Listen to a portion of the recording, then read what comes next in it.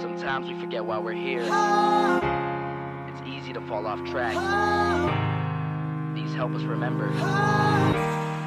These battle scars don't look like they're fading, don't look like they're ever gone away. They ain't never gonna change. These battles. Growing up, I had a dream, something no one else could see. Tell me what it means when your faith is falling beneath your knees and you can't breathe. Everything you see reminds you of what you're not or something you won't be. You gotta take what you're given, that's how we live it. Don't be mad at the system, it's simply how we've existed. I hear a lot of people talking like they politicians and choose to be an accountant because it's safe in a business. Not because they wanna do it, just because they heard it pays. And who the fuck wants to be poor knowing that's how we've been raised? Society is getting heavy, I can feel the weight. The pressure of success is like 100 million pounds of shame. And that's the reason I'm staying up late, trying to find a way to escape the stereotypes. This day and age is making me feel like the only way I'll be happy is getting signed to a label and making money through rapping. I wanna share my emotion because this world is attacking the very principle of life that lets the people be happy. If you don't have a reason to breathe, why even live? These battle scars are impressions of everything that it is.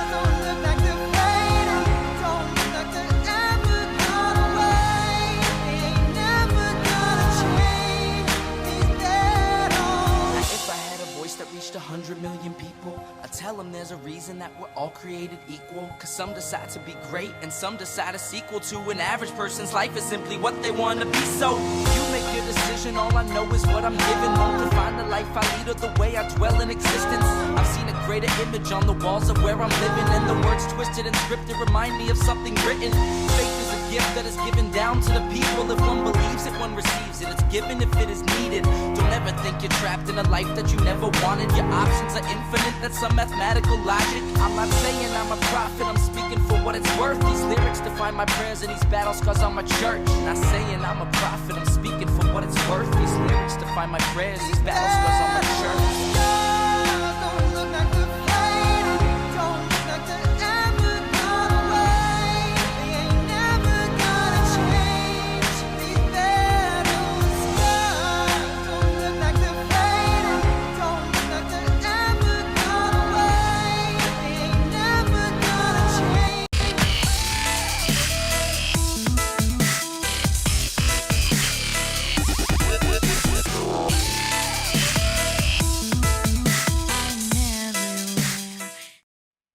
Hello, everyone.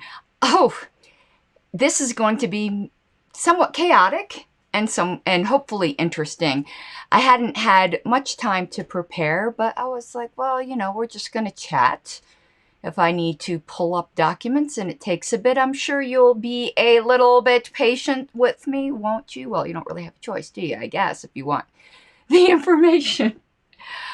And yes, I am like dressed a little bit different because job interviews, baby. I'm going to give you a little bit of life update for those of you who do not know. Immediately after the Colorado convention, I had just had it with life.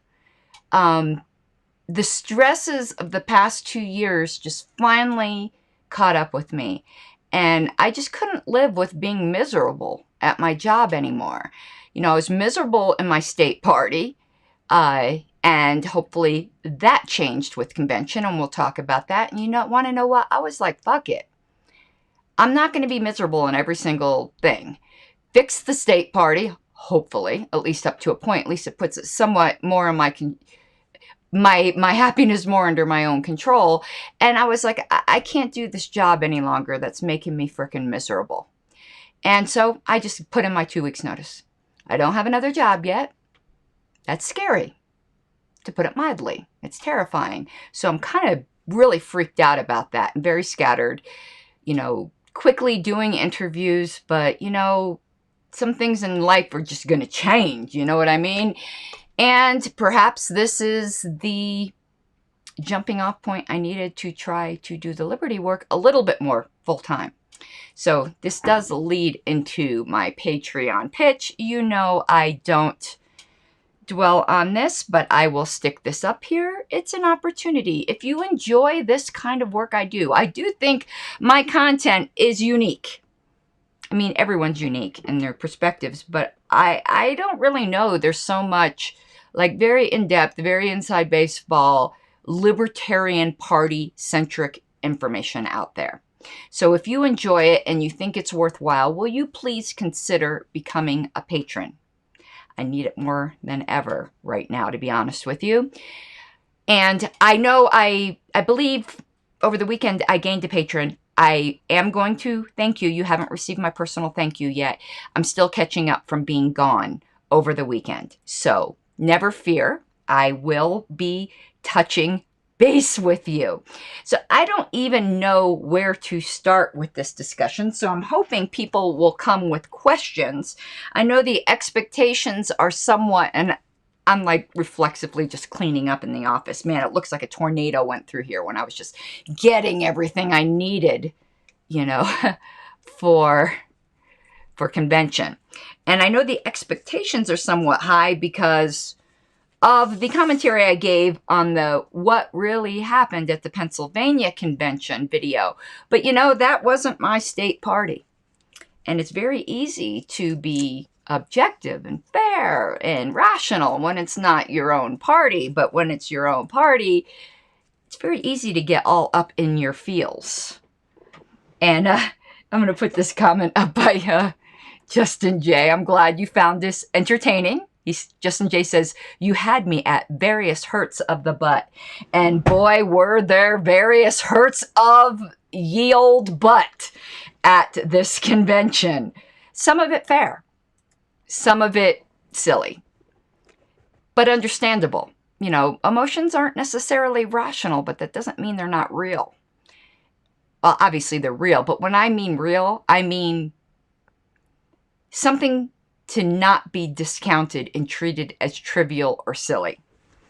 You know, emotions, we're emotional beings. Without those, we would be robots. So I don't discount the feels. I do think they need to be balanced with the noodle. But otherwise, I do think feelings are a very important part of our life. And I want this to be interactive, whether you're from Colorado or not, because some of the issues I'm going to be going over are like the larger narrative that's going through this convention season of the Mises Caucus and the takeover and the purpose of caucuses in general. That applies to everybody, but I think Colorado is a really good test case. And it's a really good test case in a way because we had a lot of bullshit going on in Colorado, but what we didn't have was this really stupid, like, anti-Mises faction that already existed with all the spurious cries of racists and stuff like that. We were too busy mauling each other in the party to worry about caucuses. Now, whether that's good or bad, I guess that remains up for debate, but it's not the same dynamic that there was in Pennsylvania. Not at all, whatsoever. And I think probably because they're very used to a pretty strong radical caucus presence here. Because I used to be very, very involved. And I'm no longer a member of any caucus. And the reason for that is I don't believe national officers should be members of caucuses. In fact, I don't think any LNC member should be a member of any caucus, but I can only control myself. The more and more I serve on the LNC, the more and more I become convinced of that. And one reason I'm much more effective now that I'm not in a caucus, because let me tell you what happened when I was. Half of the arguments that I was making became arguments about the caucus. Like, people arguing with me would use me to get at some caucus grudge they had. And it was silly because I was my own person. And I think the same thing that happens, I see it happening, for example, with Laura Epke. She's chair of the Pragmatist Caucus. And even myself, I find myself sometimes using her as a stand-in for a frustration I may have with the caucus.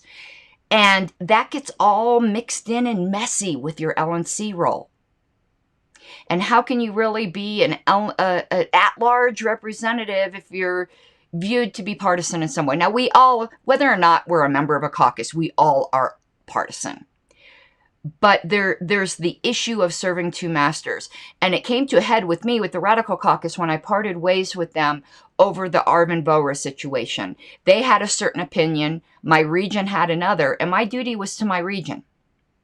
And that's when at that point, I really saw, that this just wasn't working out. I don't think LNC members can, I think I just articulated it. And anyone can be free to disagree. I'm not accusing anyone, I'm just saying my opinion. I don't think LNC members can faithfully fulfill their fiduciary duty to the National Party and also be... I'm going to modify that. You certainly could be a member of a caucus. I was on the board of directors of the Radical Caucus. I don't think you can faithfully fulfill your fiduciary duty to the National Party and also to whatever caucus you might be an officer in or a board member in. So let me refine that a bit. I suppose there probably wouldn't be as much problem being a mere member. But I certainly do see a huge problem with being on the board of directors of a caucus and being on the LNC. My opinion, don't come for me. But I lived it and I felt the pull and the divided loyalties. And that's when I said, I was elected by various people to serve the National Party, not the caucus. So anyway, it doesn't mean I'm anti-caucus whatsoever, obviously, but I just wanted to preface that. So what was the situation in Colorado going in? And as I said, this is going to be a messy broadcast because I'm going to go over the good, the bad, the ugly, all of it now, and then I probably will not mention it again. Like, this is the closure point. We've entered a new term, and I'm putting the old term behind us, me, but I want to do a recap before then. So there will be some festivus airing of the grievances here. And I would be more, and I'm more than welcome to anyone who's particularly in Colorado who has a different point of view or might feel that they're the target of some of my words. I'll bring you on if you want, if you're in front of a laptop or at least in chat. So from my perspective, obviously my perspective is my perspective. It's not objective, it's subjective, obviously. Other people probably and did see things differently. Because even when you think people are being rotten little shits, they're not bad people, usually. There's a few exceptions to that, but usually they're not. They just see things different. People you disagree with, as I said before, are not stupid, they're not evil, you just disagree with them. You might think they're wrong.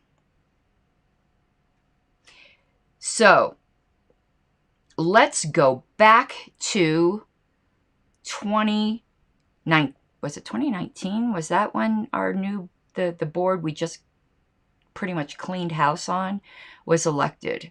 Yes, I believe so. Okay. We're going to have to go back even to 2017 just to give you some background. Because one of the people who's being a little shit to me right now is still nursing a hurt from 2017. And you want to know what? Some things, like if you fucked up a job, just own it. We all done it. You know, don't be upset at the people who had to come clean up your mess. Just own it. I've screwed plenty of things up. So 2017. And I'm not going to name names because the people know who they are. And it's not really necessary. Though I will name roles and things like that because it becomes relevant. In 2017, the Colorado Convention. First of all, I have a fundamental disagreement with the way Colorado conducts its conventions. I always have, and that's fine. I don't think we ought to stress ourselves out so much every year, because we have a convention every year. We have these 3-day extravaganza that we sign a contract for $14,000 for. Okay, now hopefully we at least break even, but even more hopefully we make money. But the fact is, once you sign your name to that contract, you're on the hook. And the possibility exists of you bankrupting the party. We don't have $14,000 in our bank account. So here's 2017. We have this big ass contract we signed.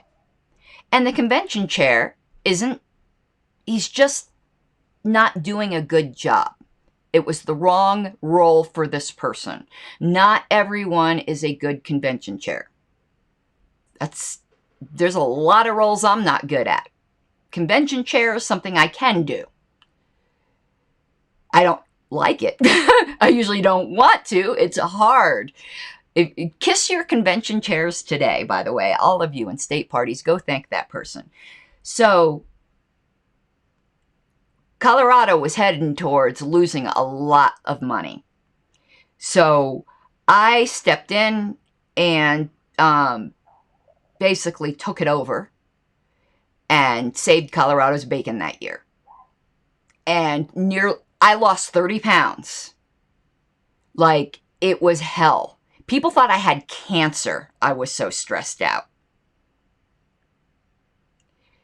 And Dave Davis says 14,000 is a little more than the LP of Iowa has. The Colorado, that's less than, we signed a contract for more than we have in our bank account. So you can see why I'm freaking stressed out. And so, yeah, I lost 30 pounds during that, trying to fix that convention, to the point that people literally thought I had cancer. I was losing weight so fast. It was so stressful. But it pulled it off. Great convention. Whatever it might be. One of the people being a little shit to me today is the convention chair that I had to take the place of then, because they're resentful. Oh, well, get over it. You know, get over it. That person wasn't at convention, but they can find other ways. If you saw my post today complaining that my very first post as a new board member at the unofficial Colorado Libertarians group, which is run by members, was fucking deleted for no reason. I didn't break any rules. It's that guy. Okay? And as long as he's admin there and doesn't straighten his attitude out, I'm just going to have to work around it. And that's a shame. Because the other admin, though we don't agree on a lot of things, he's reasonable. But, you know, until he decides to have a good talking to the other one, and that person decides to be a professional, then you want to know what? I'll tell you how we're going to solve that problem. Because I'm not playing these games. That isn't advancing liberty. Okay, so then 2018 comes along. Thankfully, I didn't have to do anything with the convention. 2019 comes along. It's convention committee chair. My husband appointed him because he was really good working as an assistant to the convention committee chair in 2018. Just because you're a good assistant doesn't mean you're the good head honcho. And same thing. It was like 2 months out, a month and a half out, and like a schedule was made, but speakers weren't followed up on, like our tickets, like we were going to, again, bankrupt the party. And Wayne, my husband, was the chair at the time, and I told him, it's getting closer, it's getting closer. You need to get rid of this guy. He's not doing the job. This isn't personal. This is business. My husband's the nicest guy you'll ever meet. Like, he gives people too many chances. But then, I don't know, like 2 months before the convention, he gets removed. I get put in his place, and I'm the fixer once again. Are you wondering why he does all the shit he does about me? This is what it's all about. We were friends before then. But he didn't like that I said, dude, you're incompetent at being a convention chair. Maybe that's my autism. I'm just a little bit too blunt, but that's where all of that comes from, just so you know. That's the petty bullshit. Saved Colorado's ass in 2019. Publicly thanked in front of everybody on the convention floor. This isn't in dispute. We didn't make money. I think we lost a tiny bit. No, I said I wasn't going to name names with one exception.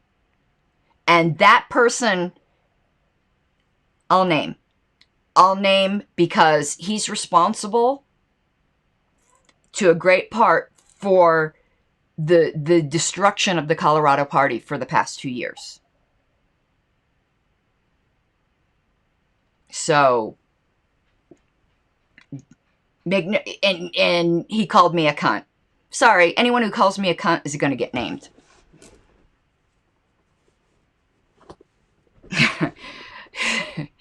That's the best that can happen. In a non-libertarian aggression world, somebody who called somebody a cunt would probably get punched. But we don't believe in aggression, so I'll name. And did act like an absolute child all weekend.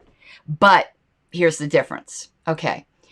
So he was so upset about what happened in 2019.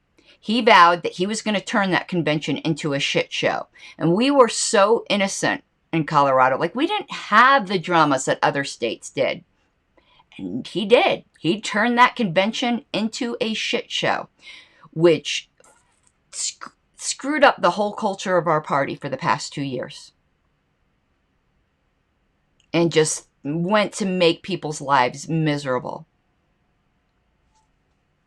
People were personally threatened with blackmail in order to keep Wayne from getting reelected. I mean, it got ugly. He got in my face like with his finger like this at convention. Nobody did a damn thing. Now, was I scared? No. I'm not scared, believe me, of that. No, I'm not. But was the intent to intimidate me? Yeah. Men should not get in front of women physically and put their finger in their face. That's just not right. I mean, a woman shouldn't do that to a man either. But there's a different power level. There's a different social construct. We're stupid if we act like that's not part of the problem. And the whole purpose of it was to try to goad Wayne into doing something. So imagine now, you being my husband, watching just the nastiness and knowing you really can't do anything about it. You're chair of the party. So that's when the whole changing of the board happened, and there was all this just ugliness. Ugliness that good people got pulled into. Great activists got pulled into.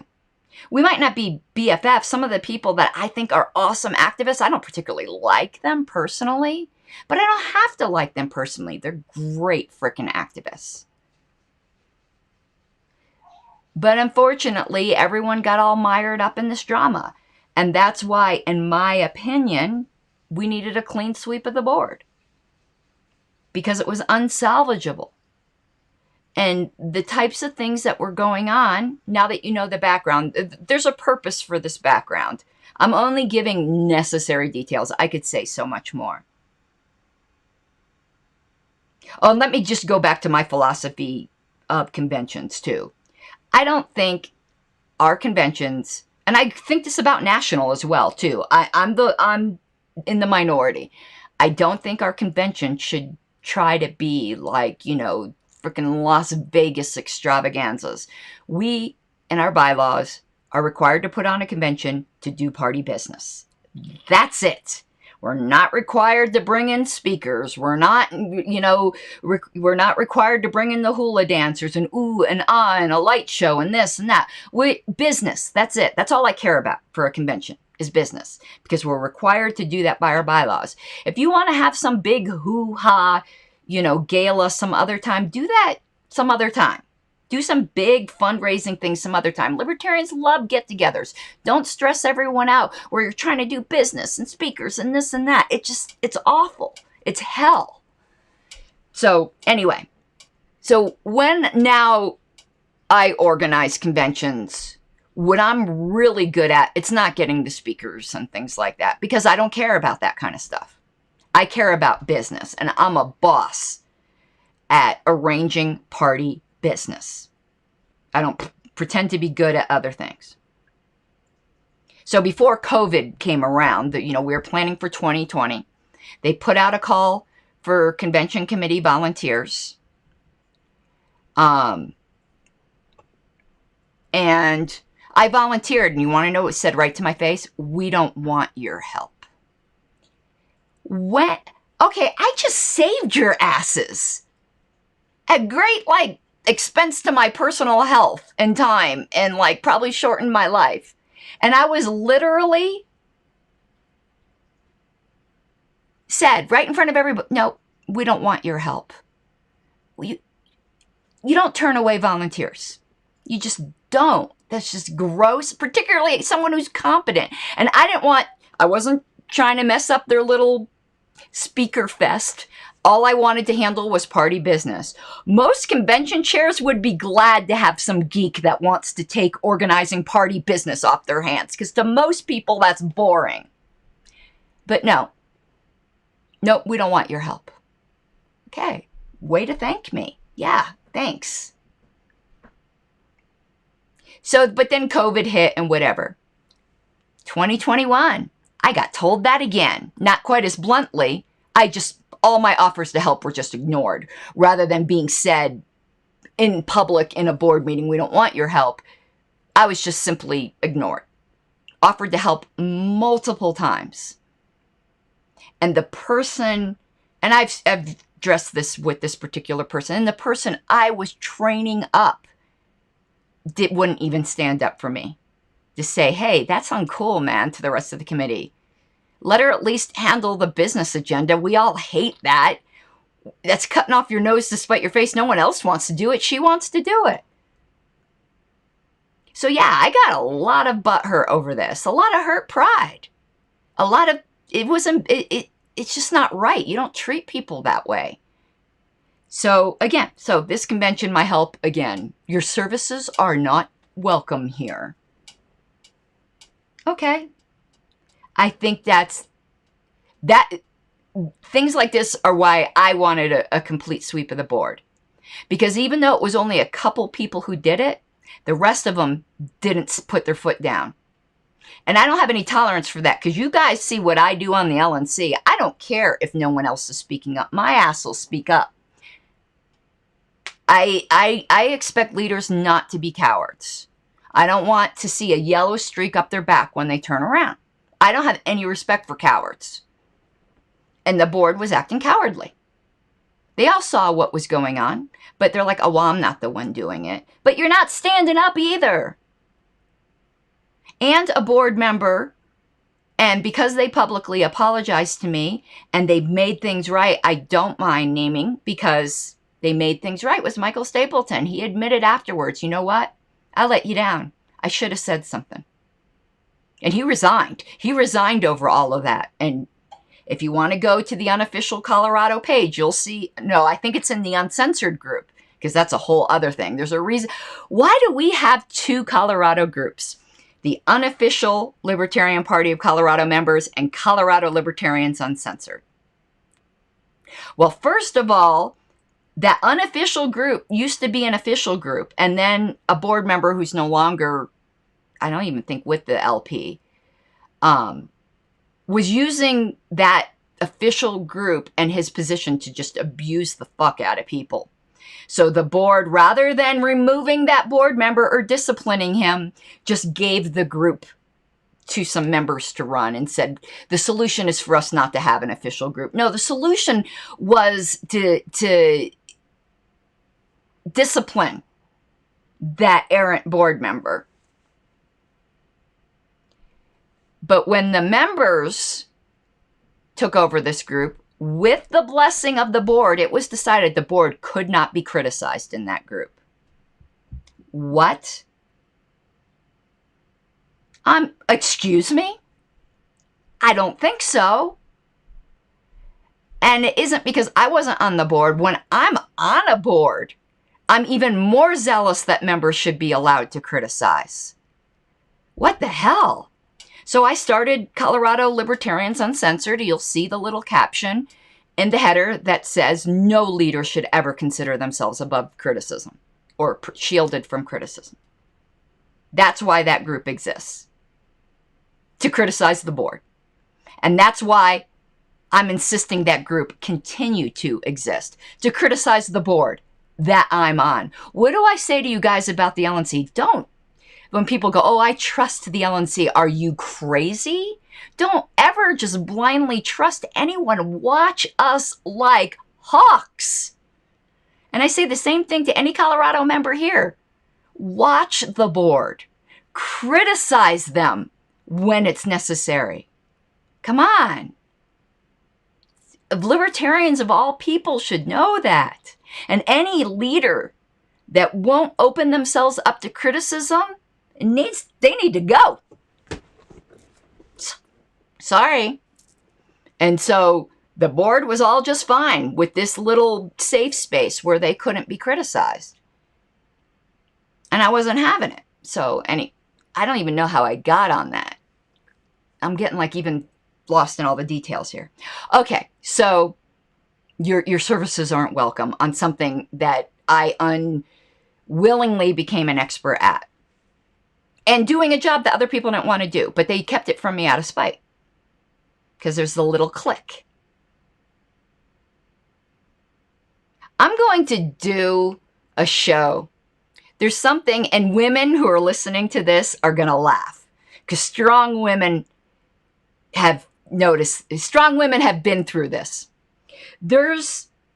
Men know this too. Men know that women could be the most vicious people. We just do it in a different way than men. Men will go out in the parking lot and just beat the shit out of each other. And then they'll be best friends. They'll go out and have a beer. Women will plot and lie in wait, and that shit can last decades. Okay?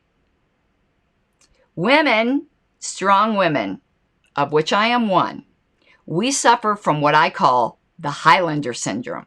There can be only one. She's gotta go. And I don't play that game, but that's what happened. There's another strong woman, and there can be only one. And therefore, I had to be beheaded. So, and I just don't play that female game. And that's why I don't have a lot of female friends. And I think that's also a function of girls with Asperger's. Almost any girl with Asperger's will tell you they don't get along with other women. They don't understand them. We don't get the social cues and stuff. We just want to have it out. So, first told my services aren't welcome on the convention committee. Nice. Okay, way to repay me. And then when it came time to appoint like other committees, the bylaws committee, the platform committee, y'all know. Listen, the National Party sent platform questions to me. Like that, I'm like Rain Man when it comes to the platform. And to a lesser extent, bylaws. The Rain Man of bylaws in Colorado is Mike Seebeck. Mike Seebeck's not always the easiest person to get along with. He's like me. You know? But we will be the best, most loyal friends you ever had in your life. And I adore that man. But he is by far the most qualified person to work on our bylaws. And the board openly said he is not being appointed to this committee. Are you working for the party? Or are you working, as I said, for your own belly? Or you in your own cliques? And they systematically kept all the qualified people. It wasn't a meritocracy anymore. It was who you were friends with. They systematically excluded Mike Seebeck. They wanted him so bad not to be on that when he got on through kind of a loophole, they actually disenfranchised 2 of the representatives of our affiliates just to fuck Mike Seebeck. They fucked Jeffco and Boulder just to keep Mike Seebeck off. That ain't right. And they all know they did it. And that was the dysfunction of the Colorado Party. How did it happen?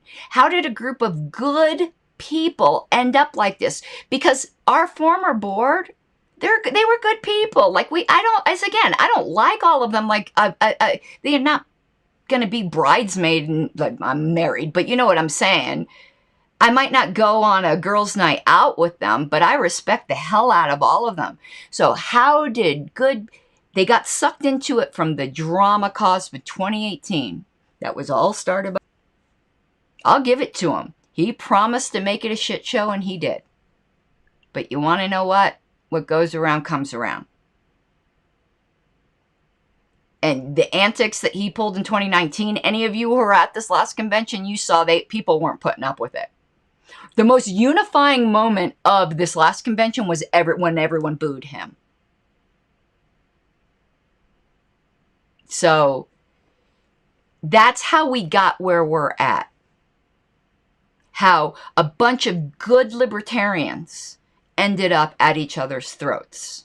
And we never had that in Colorado.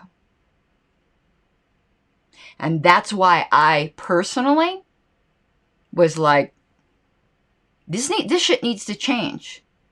And the promise I make, and I've already started to fulfill it now that I'm on the board, is there is a place for everybody. I don't have to like you. But if you come and you want to volunteer, I'll put you to work. How dare I ever say your services aren't needed? Who the fuck do I think I am if I would say that? I just can't even imagine that. So I reached out today to some of those people and asked them, will you please, this is where you're excellent. Will you please consider taking this over? But no matter what, I promise to bring a meritocracy back. And in a meritocracy, there's something else that you do. And those of you who are at convention saw that I modeled this, and so did Mike Seebeck. You might have saw that we brought up a new member, Sean Vadney, and the grin on his face it lit up my world. For this new member to be trained and be given the credit that he earned. What the experienced people need to do is to be brought onto committees and then bring along with them some green people and train them to be the next leaders.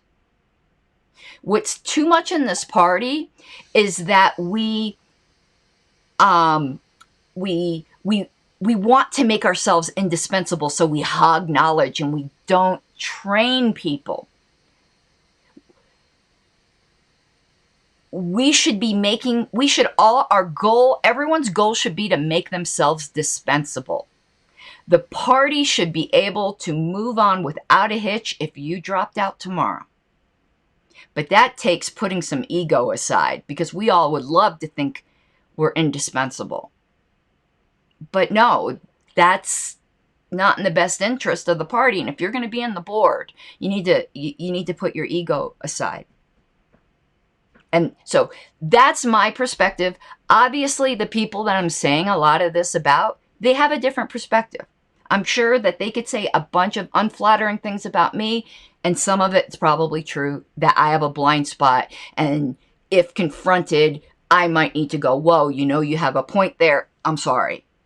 I say I'm sorry a lot. And those of you might have seen that whole hoo-ha. I did that video about the board's bullshit move to try to have me censored. The main person, they weren't the one who wanted me censored, but, I said this publicly, and she offered to do it publicly. The former chair, because the buck stops with her, came to me at convention and apologized. She isn't the one who instigated it, but she was a leader. And she came and she took personal responsibility and apologized and said, I'll go up on the mic right now and apologize to you in front of everyone. And I said to her, Victoria, that's not necessary. It'll just rehash it. You apologized, forgiven, forgotten, it's over. We all need to be willing to do that. And that took a lot of character on her part. So I appreciate it. All props. That's a leader right there. That's the move of a leader. And I have my criticisms, and she has her criticisms of me. But in that moment, stellar. Made me proud of the Colorado Party in that moment. Now, whoever the little weasel was that was instigating it, because she wasn't the one instigating it, but as chair of the party, she's the one who brought it to the attention of the National Party. You know who you are. Whoever you, I know who you are too, by the way. You owe me an apology. I probably will never get it, because some people will never apologize. Jonathan, it never got that far to be that specific, and those niceties, they're not that sophisticated, this particular group of people. What they were trying to do was have an official reprimand on the record. Whatever we want to call that. To embarrass me.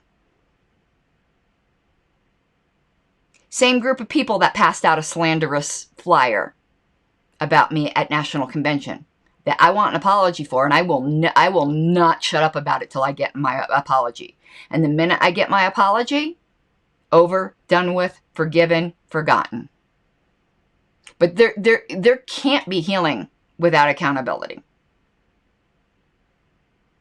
And I know that because I fuck up. Listen, I had to apologize for something I involved in kind of that whole thing where I worded something really, really badly in the Uncensored group, where I was venting my spleen about a bad bylaws proposal, but the way I worded it, I mixed in the committee in with it, made it too personal, and I meant to say a certain bylaw proposal needs to die in a fire, but the way I worded it made it sound like I said the bylaws committee members need to, and that's horrible. I would never say die, die, die to a person, but that's the way it read, and I was utterly wrong. And once it was pointed out to me, I apologized, because there ain't no excuse for that. My bad. Okay. So now you're getting some of the background. So Mike was kept off the bylaws committee. I was kept off the bylaws committee. Our bylaws were said by our former national chair, Nick Sarwark, to be the best set of bylaws in amongst all the affiliates. Our parliamentarian that we retained every year has said that our bylaws were one of the best sets that he's ever seen. But this group comes in after systematically excluding the people who have worked on this for 5 years, just shat all over the bylaws. Oh, they're terrible. And they don't know shit about Roberts or... where were you these past 5 years? And they were just going to gut them, but Mike and I were such pains in the asses that I think, they just didn't want to deal with us anymore. So the changes ended up being less extensive. I think, again, because Mike and I can be real pains in the asses. But one of the proposals was to allow the board to suspend the bylaws. What? That's the thing I was freaking out about, where I said die, die, die. And it was about that proposal. That proposal needed to die a horrid death. Not the members who proposed it. But I am appalled that any members proposed it. That's bad. It died at convention, that proposal, by the way. It didn't die in quite, it died in flames, but I would have liked to have seen it die in a towering inferno. Like that, I wanted to to throw it off a building and slit its throat on the way down, and then once it got on the ground, stomp on it a few times. That's how gross such a thing is. I just could not believe it. So, and that's, you know, as a result of not having the most qualified people on the committee. That's what happens. But we saved our bylaws. It was worth it to me. And any shit I went through the past year arguing with that bylaws committee, it's worth it to me because we saved the Colorado bylaws. But what made it worse was in 2019, we promised the delegates, we perfected it pretty much. We would have, you know, tweaks, like coronavirus revealed some weaknesses for sure, but that we had done, they're on Lpedia, Richard Brown. Richard, if you go to lpedia.org and then the article title is Colorado Convention 2021, you'll see the official bylaws committee report. And then you'll see a report of member submissions. Those member submissions is the shadow bylaws committee, led by myself and Mike. And we brought onto that committee one of the casualties of the board's vendetta against Mike, who ended up losing her seat on the official committee just to keep Mike off. We had anybody who wanted to participate in that member committee was welcome. So, yeah. So in 2019, we promised the delegates the major revisions were done. The delegates passed a resolution saying, great, now we want to see a merge. We want the next bylaws committee to propose merging the Constitution and bylaws, because that's old practice, so that we can consider it to make it easier. So there was a mandate from the delegates to propose a merge. In 2020, people got on the bylaws committee specifically to kill it, to not propose a merge, after the delegates instructed the committee to do that. And the official bylaws committee this time didn't propose a merge. So in the unofficial committee, because that's what the delegates said they wanted, we proposed a merge. And hallelujah, it passed. Which is for the good of the party. Because, you know, it was confusing to me and Mike, and we, love this shit. I can't imagine a new person who wanted to, learn everything about the board of directors, how to look at the Constitution and then look at the bylaws and try to put them together in his head. And if they were worried about amendments, one of them had a 2/3 threshold. One of them had a 50%. It was confusing. No wonder the board was getting confused and blowing deadlines and stuff. It was confusing. So now we have a combined modern document with one amendment threshold of 2/3. That put us in good shape. We've got some good bylaws.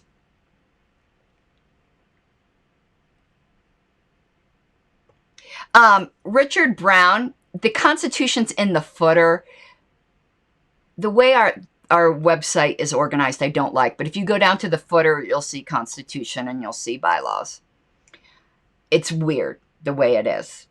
That's why I tell everyone just to go to Lpedia. It's easier to find stuff on Lpedia. So, we proposed the merge. It passed.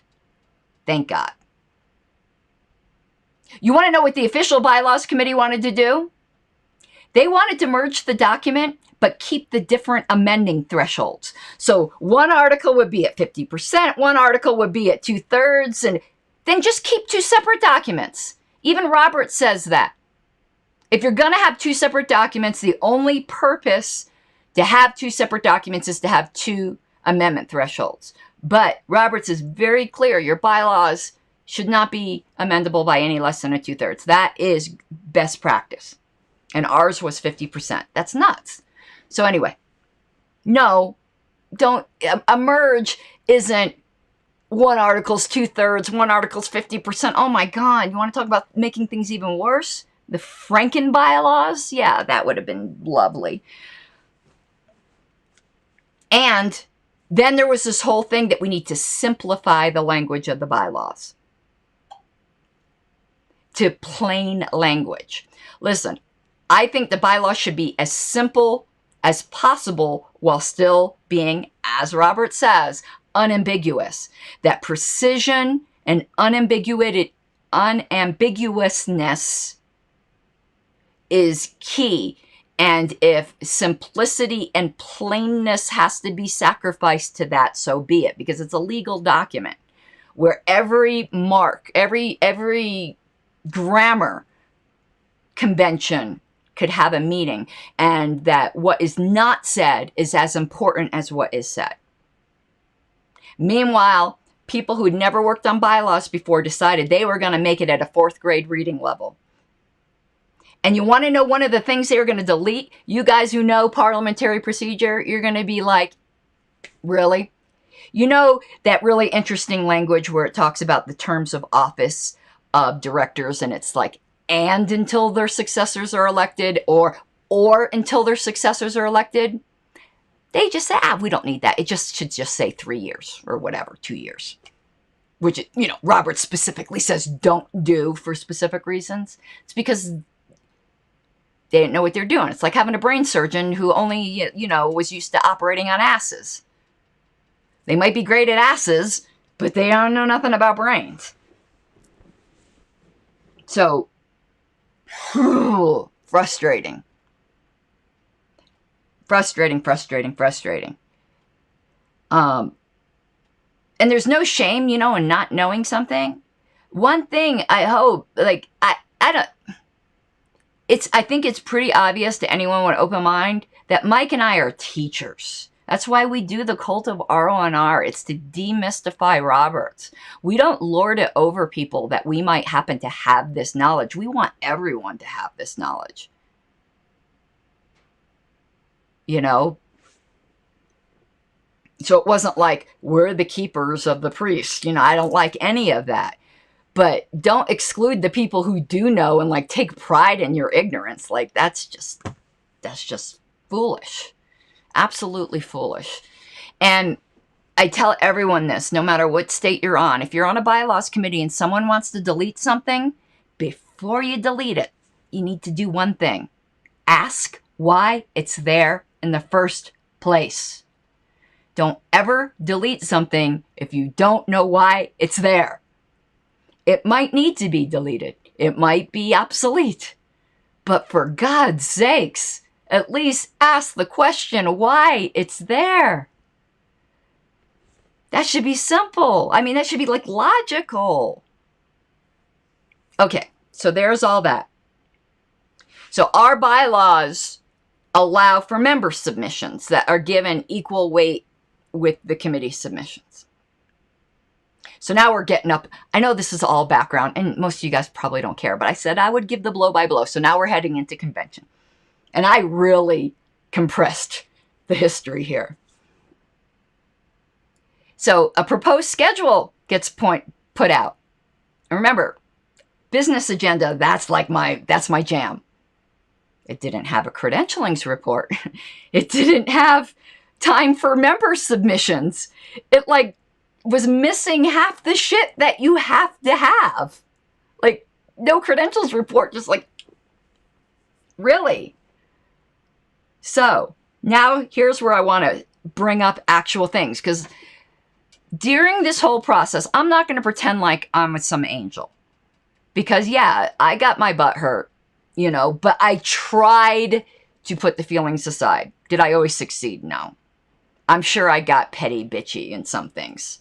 I'm sure I got my petty little revenges, because that's just human nature. I'm not going to pretend like, you know, I'm Jesus, you know. But I do think I went out of my way to try to put that aside and not ambush people. And I'm going to prove my assertion here, because I'm going to show you guys some things. So when this alleged schedule came out, we were like, A, this is incompetent. It doesn't have necessary things. And what happened to the member submissions? You can't just screw the members like this. And there was also this big power dynamic disparity. The convention committee were the same people that were on the bylaws committee. So they had all of the power to arrange the schedule in order to favor their own proposals. Okay. All right.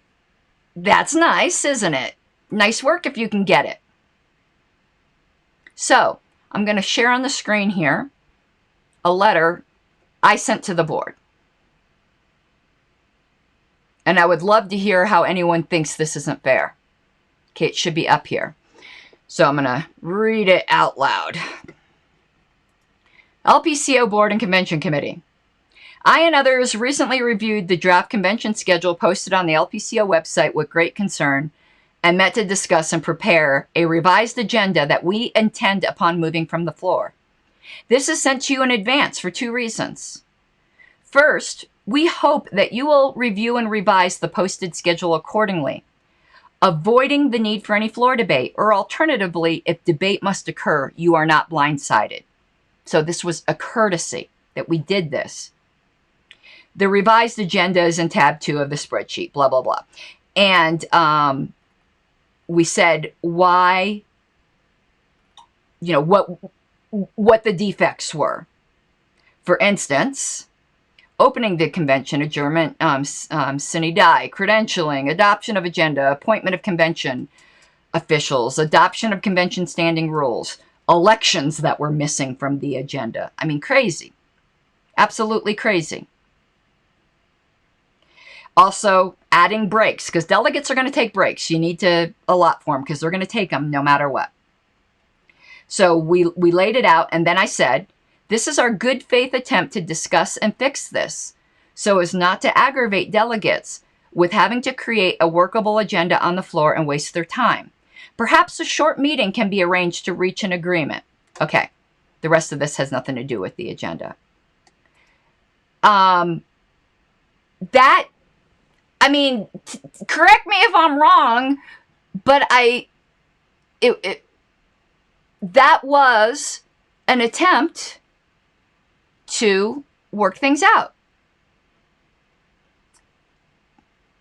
I think it was reasonable, and we asked for a meeting because we had concerns, and this had to do with everybody. That was sent to the board on Thursday. Oh, I'm getting laggy. I'm sorry. I don't like when this happens because I see my video is laggy again. Well, I'm just not even going to watch it because it's bothering me. If it gets intolerable, we'll start and restop. So it was sent to the board on Thursday night. Saturday morning, as business is starting, we're told the board fixed the agenda, allegedly. And it was the parliamentarian who let us know, and that we probably would think there were still problems. Didn't bother to reach out to those members who asked for a meeting, gave courtesy that this is what we're going to move from the floor. We don't want to blindside you. And what did the board and convention committee do? Blindside us. Is that fair? Is that in good faith? No. But the delegates ended up passing ours because ours made sense. But it didn't have to be that way. The delegates didn't even have to see this dispute. We wanted to meet and work it out. But this was the attitude towards Mike, I, and several others. Your services aren't welcome. Go away. That's the way we were treated for 2 years. There was nothing in that letter that was rude. It was a courtesy letter not to blindside people. And you know good politics sometimes when you want to get your way is to blindside people. I mean, that's good political tactics. But that's not my style.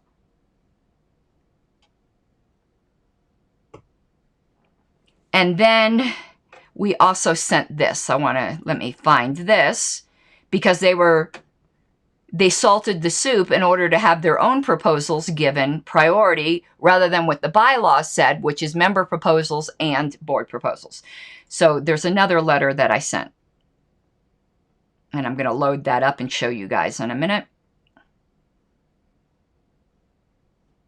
It is, I need to run, I'm on wireless down here in the basement. I need to run a hard wire connection because I'm finding I'm getting lagging a lot.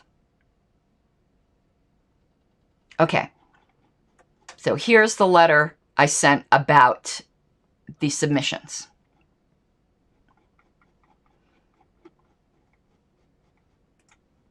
LPCO Board and Convention Committees. The published proposed schedule, as addressed previously, lacks clarity and appears to omit consideration of the members' submissions to the platform. And I was platform committee chair. These weren't, I'm trying to protect other people here. And the Constitution and bylaws. If that was the case, that's highly improper. All properly noticed submissions must be given hearing, and the committee submissions are not given precedence over the member submissions. The question then becomes the order in which these should be presented. RONR gives guidance on pages 593 through 596 with the following general principles. When notice has been given of a bylaw amendment, it becomes a general order for the meeting at which it is to be considered. If notice is given of several amendments which conflict so that all cannot be given effect, the chair should arrange them in a logical order, generally taking the least inclusive amendment first and most inclusive last, so that the last one adopted is given effect. Such arrangement of the amendments can be altered by the Assembly by a majority vote without debate. Thus, all of the notice amendments are general orders. The only question is the order in which to take them up. The types of amendments we have do not fall neatly into the category mentioned by RONR above, but the general principle can be applied. Take the ones that have the least substantive change first and the most substantive change last. This would also require grouping them by like subject matter, with the subject matters containing the most critical proposals coming up first. We propose that the chair adopt the following order, and we gave a very logically laid out order that mixed all of the lettered proposals were member submissions, the numbered ones were the bylaws, the official committees. You can see, even mix back and forth between them. Fair to everyone. And then I said we would love to meet with the CMB chair, the party chair, and the convention parliamentarian to work this out ahead of time, or it will be a nightmare on the floor. Seems reasonable, right? I would hope. So, guess what response we got to that? Nothing. Ignored. Because that's been the pattern in practice. All of this was sent ahead of time, so it's not to blindside. And when we get to convention, what does the chair say? No, we're going to hear the committee proposals. And if you think you have a better one at the time theirs is, you can just move it as a substitute. Something to that effect. That's not exact, but that's pretty damn close. And I'm like, that's not how it works. You don't get to do that. The power imbalance was just incredibly, it was awful. So we moved this ordering, and the delegates accepted it. But again, the delegates didn't need to be put through any of that. We wanted to meet ahead of time and work it out, and we were willing to compromise. But no, they were so sure of their this is called not reading the room. And sometimes when you get this group of people that don't like somebody, they think, there's this small group in Colorado that I've been at odds with, and they think the whole party feels like they do. And then they're shocked when they get out in the general party and realize I'm pretty damn respected. There's a few people who don't like me. That's okay. But in general, other people don't share their opinion. Because when you're in the same state, there's all these little petty bullshit that everyone doesn't see. And this goes for everyone. This isn't elevating myself. the biblical expression, a prophet is without honor in their own land, is apropos. Like, and the feelings I have against these other people, nobody else in the party feels that way either. Like it's just, we're too close. You know, it's too incestuous. But, now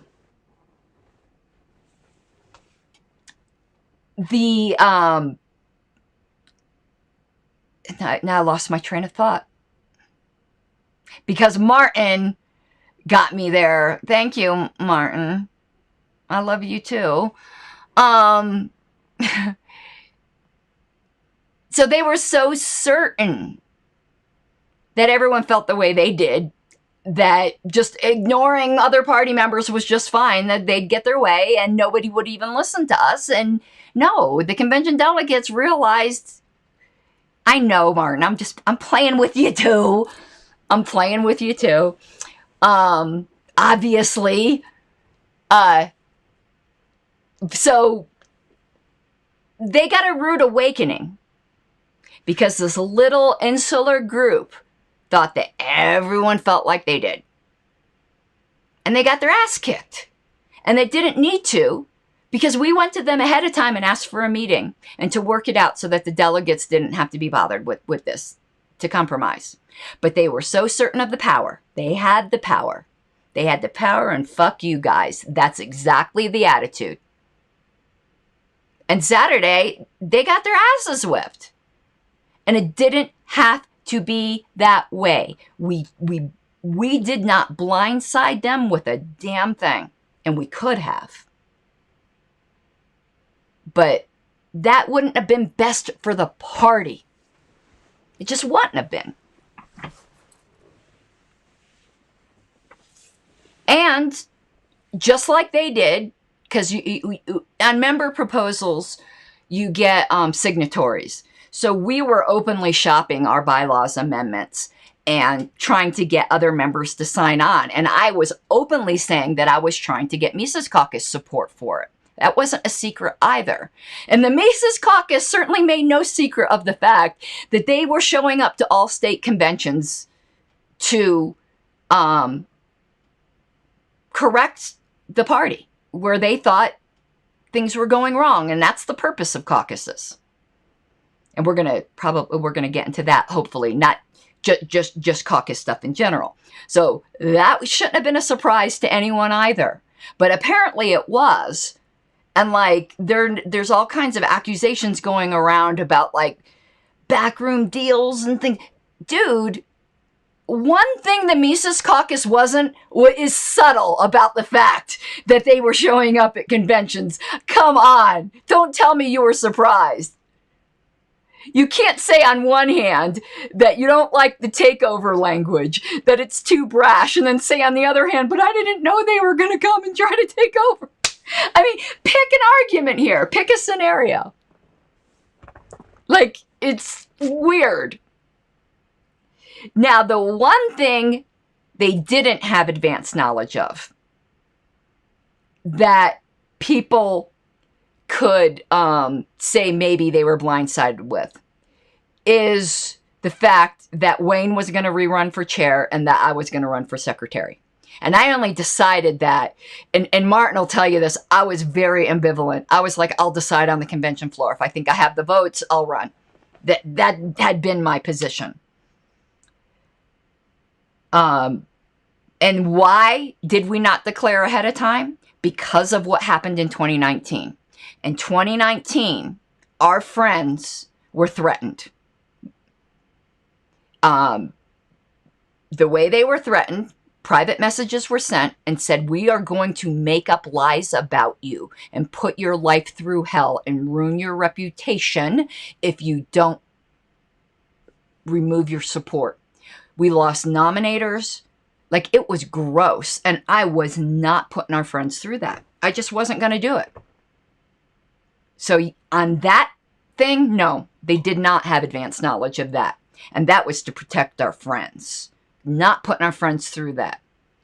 And it shouldn't have had to be that way, but I make no apologies for that. That is a reaction to what happened in 2019. And the board at that time knew damn well that people were threatened, and they did nothing about it. So that you reap what you sow. Taste your own wares, baby. That's all I can say. So on that, yeah, that was a surprise. But nothing else was a surprise. They might not have known the specific identity of the Mises Caucus candidates that would show up, but they've been declaring that to everybody.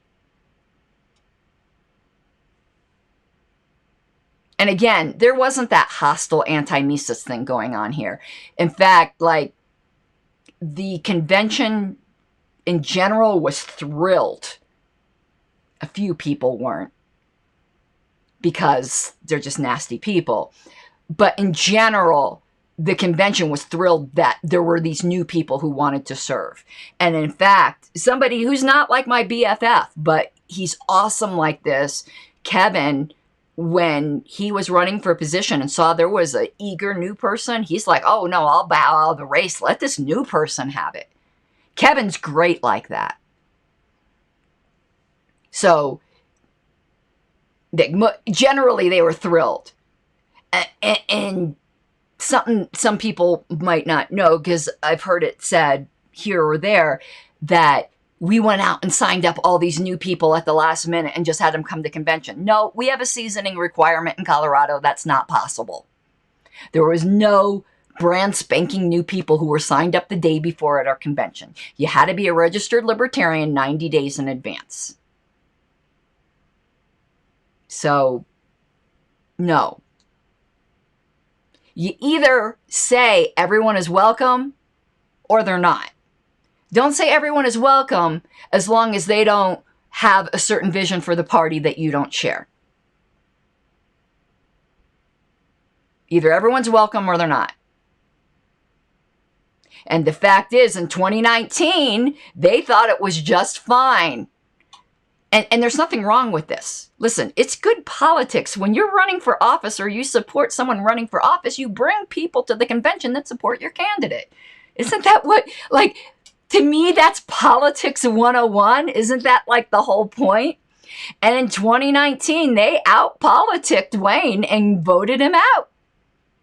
They got people there who didn't attend any other part of convention, who just showed up for the chair election, to vote against Wayne. And there ain't a damn thing wrong with that. That's good politics. That's like politics 101. But all of a sudden, when the tables were turned and Wayne made sure he had supporters, that was wrong? Sorry, honey. That's just good politics. You got out-organized. Deal with it. Like, don't be all, like, butthurt because you got beat. You win some, you lose some. But there's nothing dirty or wrong about getting supporters ahead of time for a candidate you support and making sure they're there to vote. Isn't that what we do with our libertarian candidates in the general election too? I mean, it's unfathomable to me that people are upset about that. Now, the other thing that people are upset about is that the whole slate idea. And I'm not a fan of slate voting. And what I mean, no, that isn't the right way to put it. I don't care how people vote. I'm not a fan of people running as a slate. I believe the job of caucuses is to propose slates. That's the job of a caucus. But as a candidate, I don't run on a slate. Because what happens is, like, say national. State conventions, the campaigns aren't quite as long. But national, people start running for national positions like 4 months ahead of time. Now, crap, Angela started running like a year ago. And, like, say you're on an officer slate. And during that time, one of those other people you're on a slate with is probably going to do something you don't agree with, but because you ran on a slate with them, you find yourself having to defend things they did that you don't agree with. So I don't run on slates because I'm responsible for myself. If a caucus wants to put me like in their preferred candidates, wonderful, thank you. But I don't claim the slate. Never will. Don't.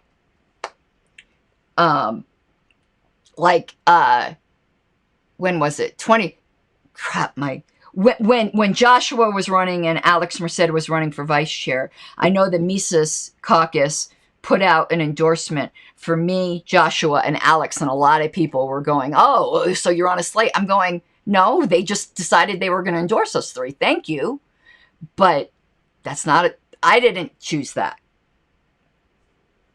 So I don't run on slates. But the purpose of a caucus is to put out their list of preferred candidates. Now, here's what's funny. The Pragmatist Caucus, who never really had a big presence in Colorado, on Friday night put out their slate of candidates. That's what they did. As far as I know, I'm not a Mises Caucus member, but as far as I know, being one of their endorsed candidates, they weren't planning on putting out a flyer or anything like that. It got put out after the Pragmatist Caucus put out theirs. So a response, like, it's good for the goose, but not good for the gander. So the Pragmatist Caucus put out their flyer. So the Mises Caucus put out their flyer to make it easier on the delegates. They have the two flyers. They can decide what they want to do. But I guess what some people had a problem with, and I get this, is where they think there's just tribal loyalty, and that because somebody, has the P for pragmatist or someone has the M for Mises, that they're automatically going to vote for each of their candidates. Automatically, no matter what. Like the guy could get up there and say, Hail Hitler, and they're still going to vote for him, type of thing. And that's what got people all like riled. And I get that because that kind of rubs me the wrong way too. But here's the fact. 2 Mises people endorsed the Prague candidate for chair.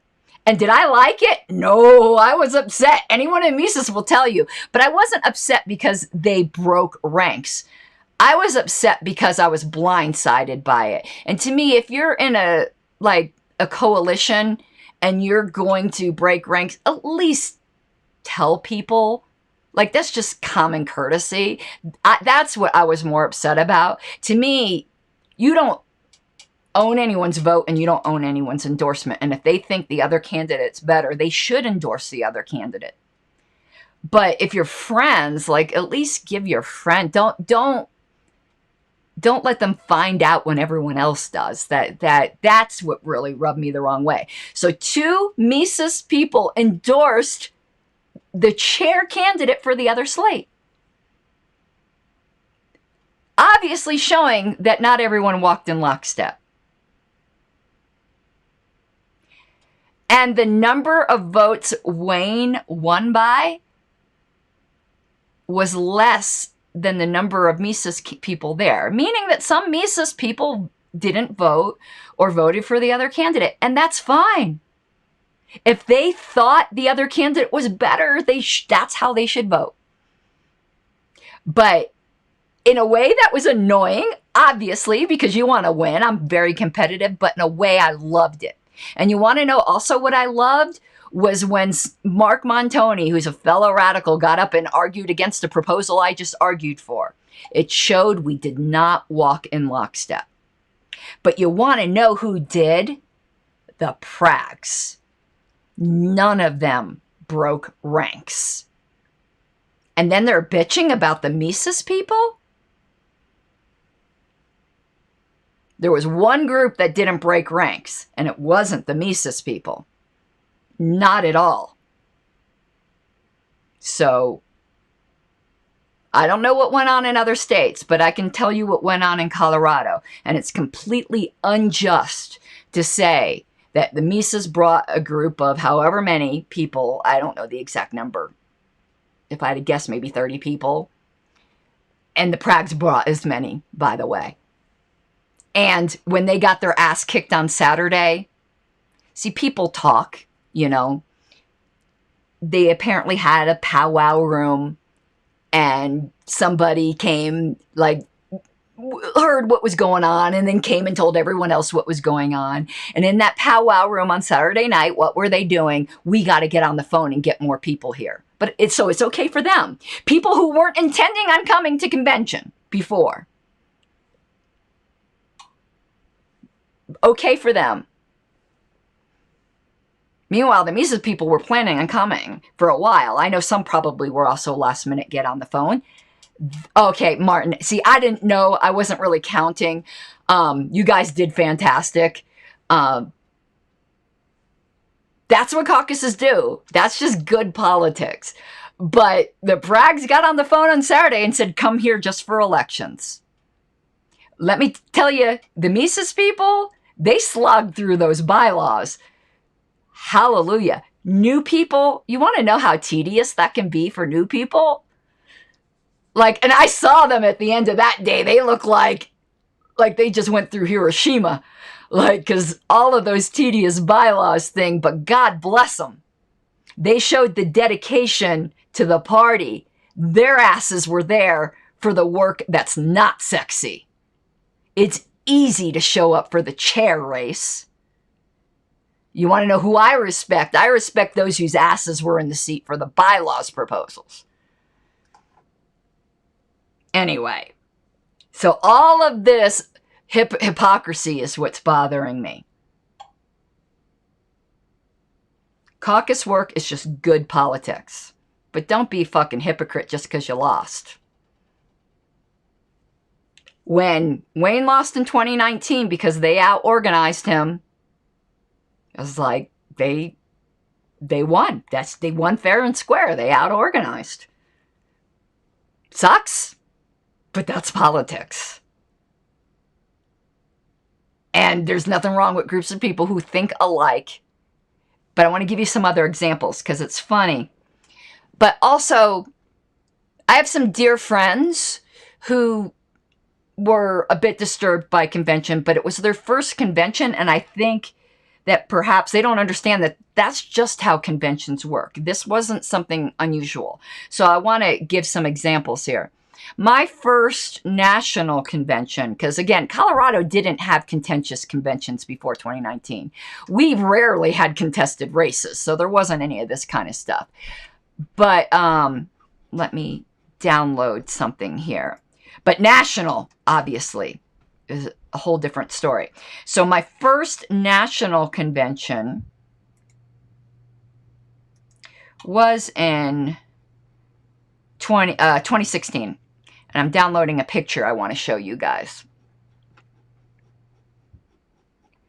So hold on, I got to pull it up here as an overlay because this picture tells a 1,000 words. And this is where I got my first taste of conventioneering. And it was a lot of fun. Crap, I don't know where this picture got downloaded to. Just give me 1 second. I got to find it on my computer. Downloads. Well, shit. I might need to re-download it again so I can find... Oh, I think this is it. Is this it? Second. Nope, that's the I'll sleep when I'm dead. That's not it. That's not it. Oh, it probably went into show assets? Yeah, I am talking. Is this it? Yep, here it is. Okay, so let me load this picture up. Here we go. I want to make it big. This is me at the 2016 convention during bylaws or platform. I can't remember which. Hands. And you can see Susan Hogarth back there in the background too with the green lightsaber. We were doing caucus shit. What we did when proposals came up is we were walking around with lightsabers that flashed either green or red, signaling to Radical Caucus members how we recommended they should vote. And that's also, we had the thumbs up and the thumbs down sign. You can also see there. That's conventioneering. They still had the free will to vote how they wished. But also, other people in the audience who maybe weren't Radical Caucus members said, oh, wow, I'm kind of agreeing with them. I'm not sure about this proposal. I'm going to take their recommendation. And opposite. People who hated the Radical Caucus would vote opposite to what we were signaling. But this is just, this is common. This isn't anything new. This is what you do. This is conventioneering. And if that's something you can't stomach, then perhaps politics isn't the right place for you. And that's okay. And people go, well, that's what the old parties do. Well, you know, this isn't old party, new party stuff. This is just basic organizing. This is what labor unions do. This is what any kind of movement does that has a particular agenda. And yes, we're all libertarians, but we do have some differences.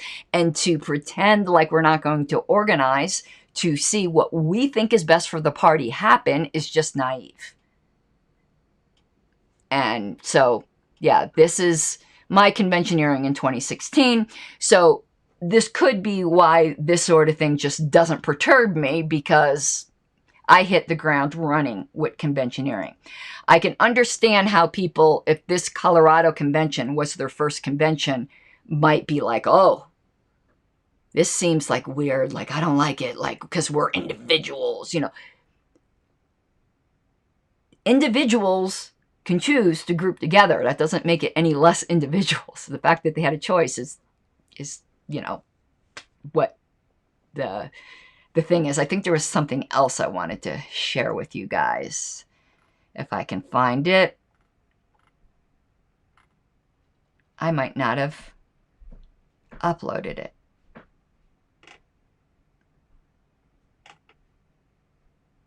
I thought I did. Oh yeah, here it is. One second. Let me download this. It's just an article that appeared in Reason magazine. After the 2016 election. Oh, Richard, you were parliamentarian in 2016, weren't you? Yeah, it just occurred to me. Yeah, you saw, I worked the hell out of that floor. You know that, right? I mean, I worked my ass off that convention.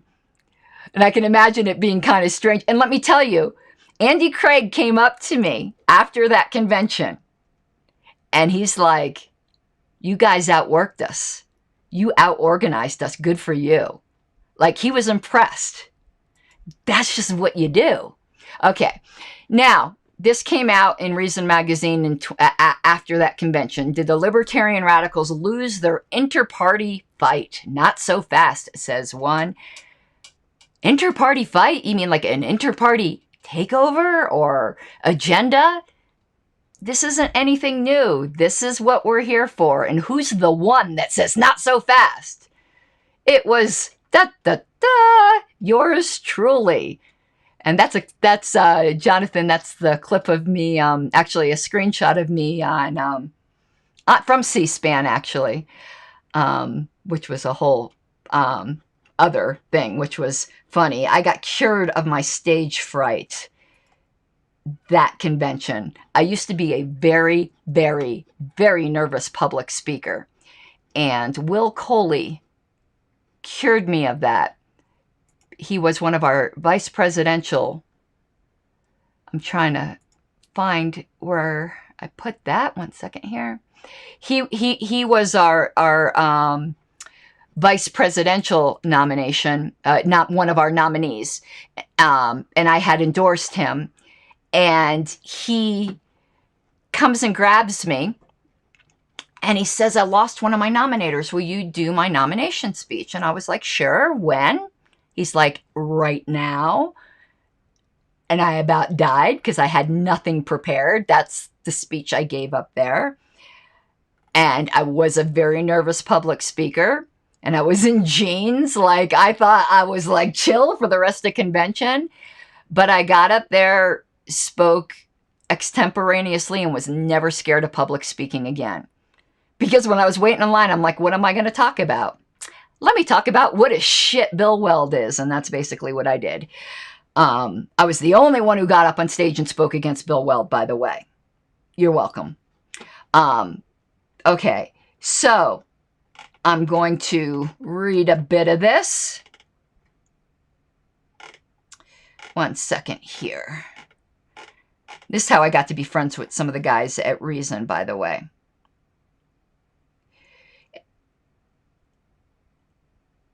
Yeah, he's talking about how they put out an article saying the Prags took over the convention because they got the candidates they want. And so here's the statement they got from me. Not so fast, shot back LP Radical Caucus member.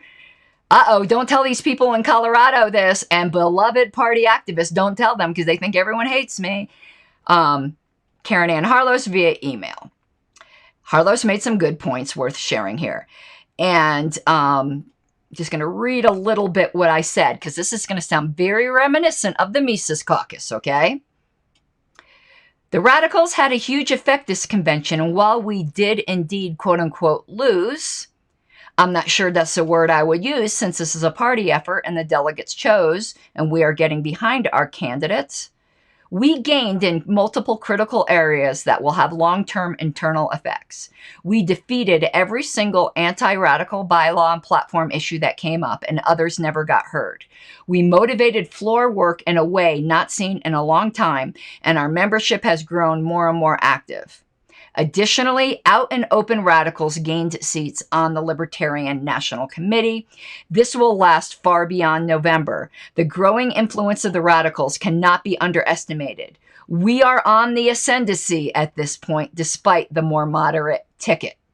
And then I talked about how we threw James Weeks out. Well, he resigned. We are getting ready to throw him out of the Radical Caucus for that display of flesh. And this is the reporter from Reason says, anecdotally and from my position of inexperience, my impression is that Harlos is right. The radicals have the juice, or at least a lot of the stuff. So, and then they posted the video of my ad hoc nominating speech. So let me take this off the screen here. Same thing. The Mises people are doing now. And why are people so upset? This isn't anything new.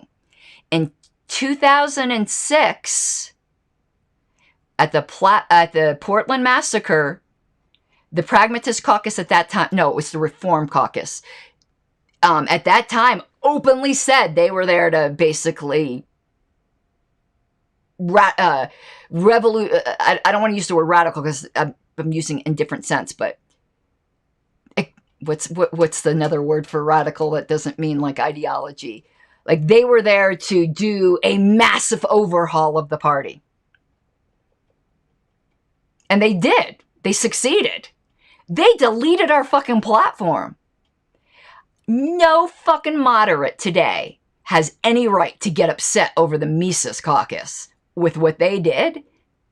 They not only deleted the platform, they deleted the platform at the worst attended convention, or at least as far as, like, I don't know all of the numbers, but in our modern history, the maximum attendance in Portland was less than the quorum at future conventions. There was less than 400 people at that convention. And we had party membership, I think, of 20-something thousand. So less than 400 people decided for the rest of the national members to delete the platform. So don't cry me a river. I don't like the takeover language, but cry me a fucking river. This is nothing new. And I want to pull up the Radical Caucus website here. And I know what it says because I created this website. I don't think I did all of this wording, but I designed this website. And it hasn't changed much. I forgot the name of it, though. It's lpradicalcaucus.org, right? We used to have LP Radicals, and Susan forgot to renew the domain, I think, at some point in the past. lpradicalcaucus.org, yeah. I want to pull up this homepage because I want to show you that this is nothing new. We don't say takeover. I'm saying we. I'm so used to being part of the Radical Caucus. They don't say takeover. And at the time it was we. But look, we are a group of self-identified radicals working within the membership of the Libertarian Party who support the re-radicalization. Making it radical. Okay? How's that? Nothing's different. This is what caucuses do. There's nothing controversial about it. I'm trying to see. I think there was another statement here. I don't want to go through the whole website. But yeah, nothing new. And the Radical Caucus, and I actually encouraged them to stop this because I didn't like it. So those of you in the Mises who are mad at like how vocal I am against the takeover language, you aren't the first to be mad at me for this sort of thing. When I first got involved with the Radical Caucus, there was a gentleman, he's since dropped out of the LP, but he was like one of the founders. Crap, what was his name? Murray? Crap. Not Rothbard. It's just, but one of the co-founders with Susan and Mark. And you want to know what their thing was immediately after 2006, what their website was called? Take Back the LP. That was the Radical Caucus's message. Again, nothing new. So the Reform Caucus did it before them. This is just politics. And to act like it's not, and to act like there's something untoward or unethical is nuts. Particularly if you're only saying that because you got beat this time. You win some, you lose some. Laura Epke had a great but deficient post in which she was defending caucuses. I want to see if I can find her post, because it was really, really good. And she's not a firebrand like me, so sometimes people will hear things from her that they wouldn't hear from me. Let me see if I can find, because I really want to read this out loud if I can. 1 second here. I got to pull up Facebook. And again, my connection is super, super slow. And if there's any pushback from anyone about caucuses or anything I said, that's what I'm here for. Let's talk. Okay, let me pull up. I'm not seeing your comments right. I had to switch screens for 1 second. I'll be back to see your comments. I'm trying to pull up Laura Epke's page. And God, my computer is slow. Laura Epke. I think I shared it on my page, though, too, but I want to get it from hers. If I can. Holy crap, it's slow. Oh, okay, here it is. I want to pull this up.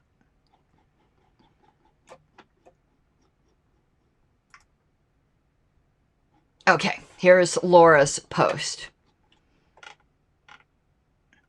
As one who lived and worked in the Ron Paul Revolution in the GOP in 2008 and 2012, and who studied presidential elections and wrote a couple hundred pages on it for my doctoral dissertation, I have a slightly different view about caucuses within the parties than do some of my friends in various parts of the LP, and this applies to other parties as well. A caucus is just a group of people who are mostly like-minded about some element of party activity at a particular point in time. It may be ideological. It may be purposeful. It may be more or less a permanent coalition of individuals or even of subgroups, or it may be a temporary one. 2. It seems to me that it's human nature to see people coalesce around other people who share a common cause, and parties are not immune to that. In fact, it might just be a sign of the health of a party that it can accept the ebb and flow of shifting power of different groups under the big tent. 3, the real question is how the caucuses, temporary or otherwise, respond to their own internal wins and losses. I think she edited that but I could have just missed this before because I didn't think she mentioned losses before. If she did and I missed it, that's my bad. It's common for people to shame the sore losers in an internal battle, the people who threaten to walk away from any involvement. But what about the intolerable winners who thump their chests, continue to complain about those over whom they've just been victorious? Caucuses within a political... Number 4. And I think that's a good point. So I would summarize point 3 in a way that language she wouldn't use. Don't be a dick when you win. Okay. Number 4. Caucuses within a political party can disagree. The disagreement keeps everyone sharper and on their toes. But caucus wins or losses should not be an excuse to walk away or exclude others from party activity. Amen. Fight those internal battles, and sometimes one group will win and other times will lose. But the party will be stronger in the long run if no matter who is in charge, they try to include others who may not agree with them on everything. Number 5. For those who win, however that is defined, that comes with the responsibility of keeping people engaged who might not agree with you, of finding ways to expand the reach of the party, because if that's not what we're trying to do, we're a closed club and not a political party. Be a good winner, especially because the stewardship of the whole is in your hands. Absolutely, and that was my complaint with Colorado. They were terrible winners in 2019.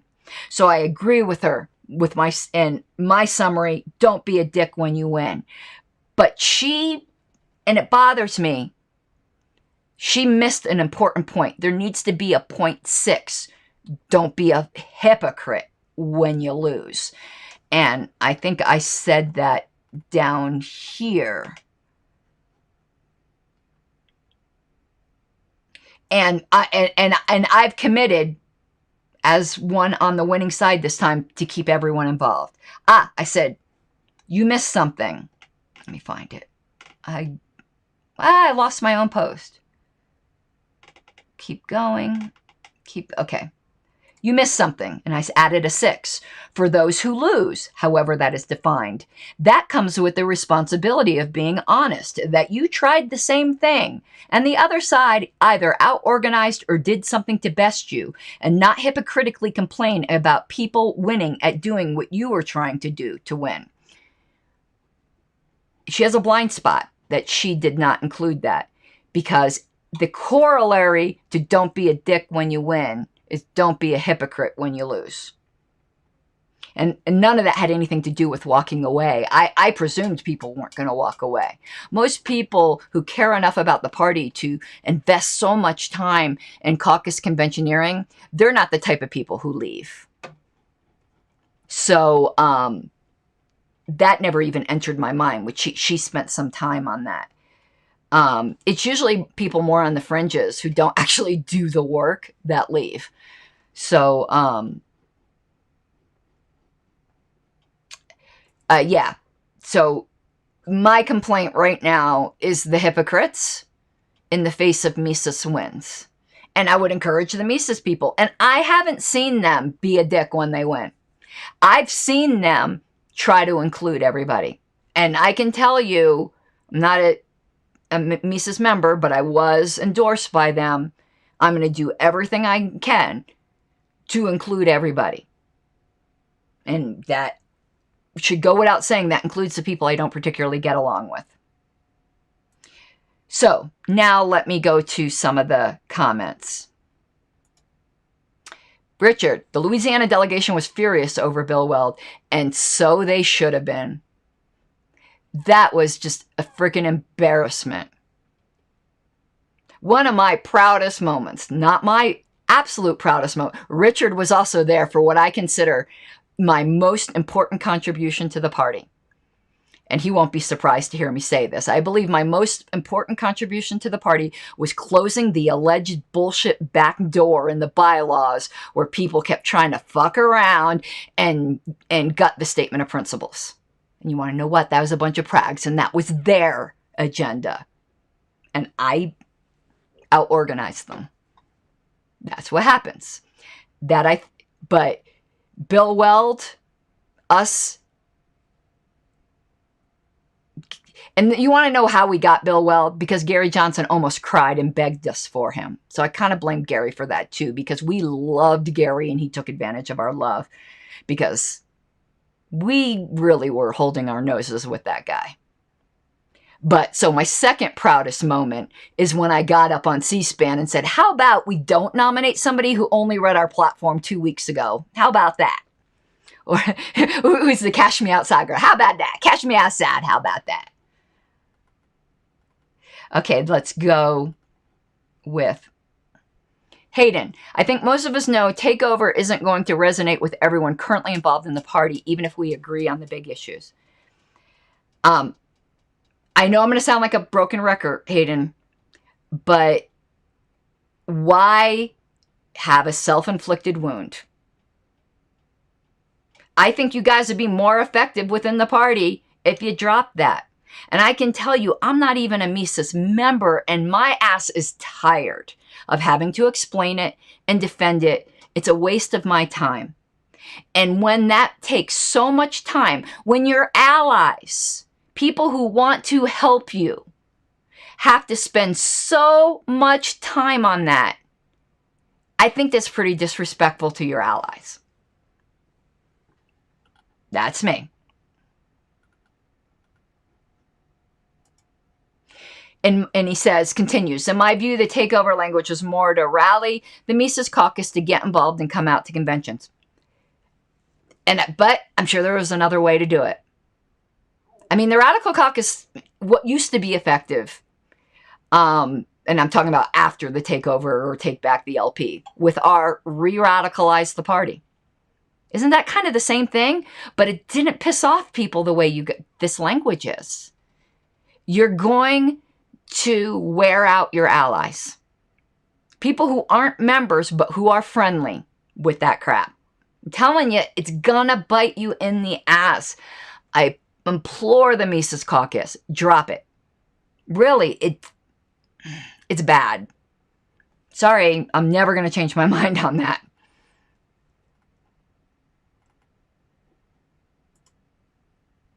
And Chase says, this is where I struggle to understand groups like the Cathedral Caucus, whose only platform, as far as I can see, is Mises Sucks. It is. That is destructive. That, to me, is like a destructive kind of caucus.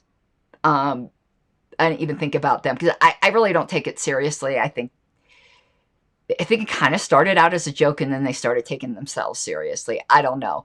But yeah, if you're not for anything, like, yeah, it's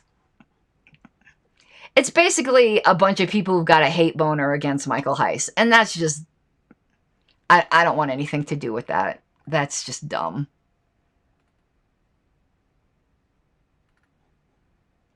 And Richard with the, yeah, that was 2018 in New Orleans. You are correct. And that was a lot of fun. I got everyone hooping and hollering for that one. That was great. Poor Aaron Starr. That wasn't his best convention. He did not read the room. Every time he got in the mic, he nearly guaranteed whatever he was speaking against would win. You know, that happens to all of us. Sometimes you just aren't winning the crowd, but that's when you got to realize it and go, bloop, and sit down. You want to know who was great at that is Alicia could read the room. And so many times I'd seen her going, just sit down, Aaron, just sit down. But hey, I was glad he got up because he ensured that I was going to win that. And I love Aaron. But, dude, learn to read the room. Okay, I am not seeing any other comments. But I'm going to give it a chance. I think I want to pull up my page because there was some objections to caucus. I know that's not the right word, but I just think that's funny. On my page that I might want to address. And again, we might not agree. That's fine. You know, I'm always all about good faith disagreement. If everyone agreed, the world would be boring. If everyone agreed, I would have to disagree with myself just to keep myself entertained. Okay, let's continue. Nope, we don't want to deal with the cat butt plugs. That's definitely not it. Hold on. And then the squid sandwich. Man, my shit posting game was fire today. Okay. Lord have mercy. I posted a lot today.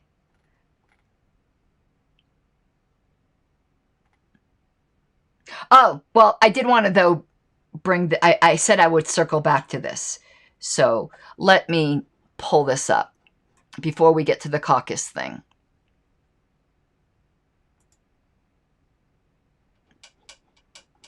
Okay.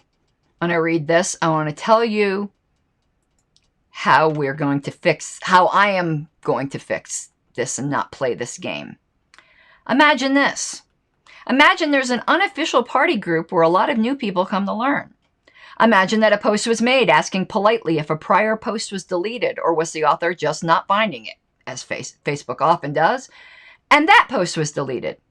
Imagine this request was made by a newly elected board member as part of making sure new members are notified of board activities. You don't have to imagine. This is how at least one admin is acting in Colorado. I am not going to play the game. I am also not going to encourage new members to go to a group where there is arbitrary post deletions for things that do not go against any rule and that are not doing their best to make sure that they interface with the new board for the benefit of new members. I say one of my first motions will be, and I've spoken with the newly elected chair. I happen to be sleeping with him. That's a joke. I used to say that before, that I'm sleeping with the party chair. It's true, but it's just to be funny. This doesn't require a motion, but at first I thought it would, but I'm going to be getting with the communications director. So we will be creating a very limited official group for official board announcements and interactions with the board, in which board members will only be speaking in their official capacities, i.e. professional, not shit posting. These games need to stop. I will not play them. I will simply work around people who want to keep up this petty nonsense. I did send a message to the other admin, who I haven't heard from yet, though you see 2 private messages up in my box. One of them might be from him, to see if this can be resolved. But one way or another, the board members will be able to interact with the public without needing the permission or having to deal with petty grudges of fickle group admins. The only reason that group became unofficial was because a former board member used it to abuse members. Any official group will need to have very strict guidelines for the participation by board members so as not to be abusive. If duly elected board members can be silenced when they have broken no rule, this is not a service to the members of LPCO, but a private agenda that utterly disrespects the voting delegates of last convention. Shame on you. The new board will be working to include all who wish to serve and be included. So I'm just not going to play the games of the petty little tyrant. We'll just create another group. As secretary, I need to be able to post notices and not worry that my posts are just going to be arbitrarily deleted because some guy is still butthurt about him being a sucky-ass convention chair in 2017. Okay, so I want to find the thing about caucuses. Shit, man. I was bored today, wasn't I? Did I miss it? No, there's observations on libertarians in their natural habitat. It was the riddle me this post. Y'all remember it? And look how slow Facebook is loading. Shit. But did I could have sworn that post should be farther up on my page than this. Let's just let this load up. Let me see if there's any comments while this is loading up.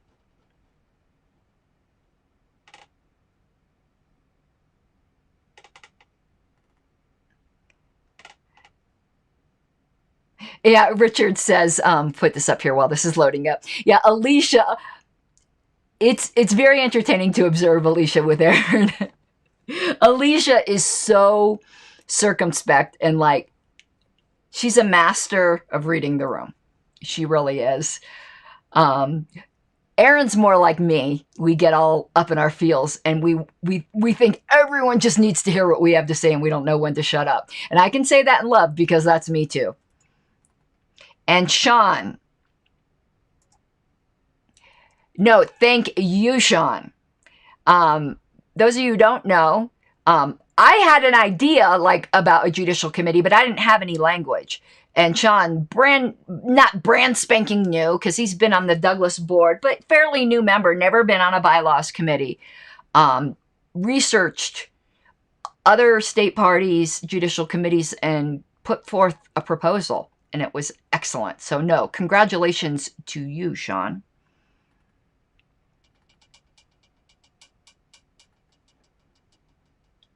Okay. Hayden Hughes says, all I'm saying is the takeover messaging was geared at new people to get involved and it's worked wonders. We're also putting that we're not looking to exclude good libertarians from working with us. I guess the latter message is one that often goes unheard. It's because it seems contradictory, Hayden, to the first part. It's like what's given with one hand is taken away with the other. It's dissonant. And you can say it worked wonders, but you don't know if something else would have worked greater wonders, and you don't know about the lost opportunity cost of using it. I'm just saying, if you could have found a message that didn't have that downside, it would have been better. And I could say I'm a bit disappointed because I don't remember who told me this, and maybe they didn't have the authority to tell me this, but I was told that you guys were dropping that language, yet there's an email in my box today, like, pressing it even harder. And it really disappointed me. But you do you, boo-boo, I guess. I mean, I'm not a member, so, you know, I appreciate any consideration you give to my opinion. But ultimately, you know, it's going to be up to you guys. But I've been around this rodeo, and I've got pretty good political instincts, and my political instincts are telling me you're going to regret it.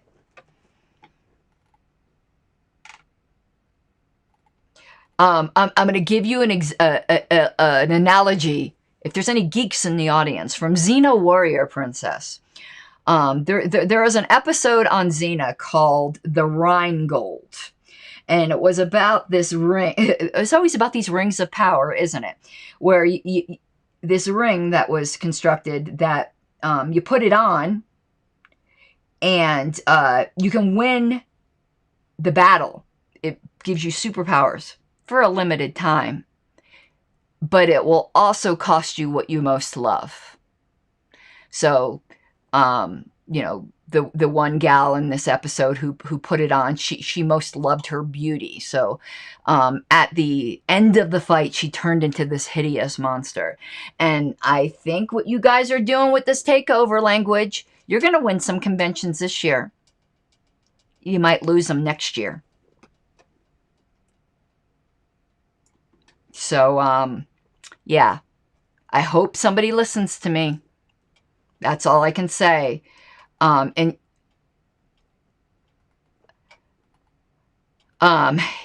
here's my bud, Mike. Oh, we're having a mutual admiration post. And yep, convention rules mandate for 2023. Absolutely, that needs to be. The delegates also wanted the convention rules put as attached to the bylaws, like National does. So we don't have to readopt them every convention.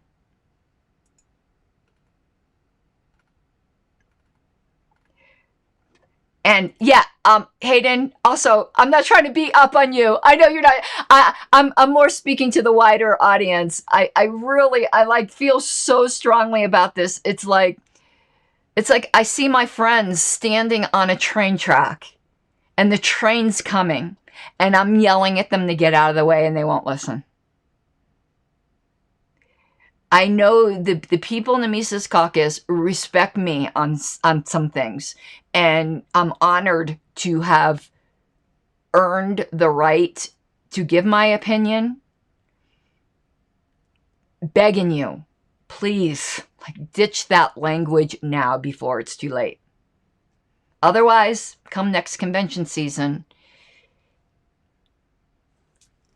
you might not like the fruit it bears. I could be wrong, quite obviously. But as I said, to my horror, to my husband, to my absolute horror, I've discovered that I have excellent political instincts, and that my instincts are screaming at me. I wouldn't keep hectoring you guys on this if I didn't feel so strongly about it. Okay, oh, I wanted to go to that. I still didn't do that caucus post. I still didn't find that caucus post. Hold on. Oh, right here. Here's the riddle me this. Okay, I'm going to put this up on the screen.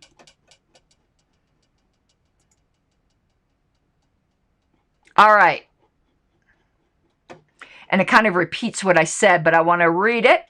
And then I'm going to go to some of the comments. It says, riddle me this. There are some people very upset that the Mises slate of candidates won and complaining about slate voting. Yet the same people has zero problems with the Prague caucus putting out a slate. The issue isn't the caucuses or slates. The issue is that your preferences lost.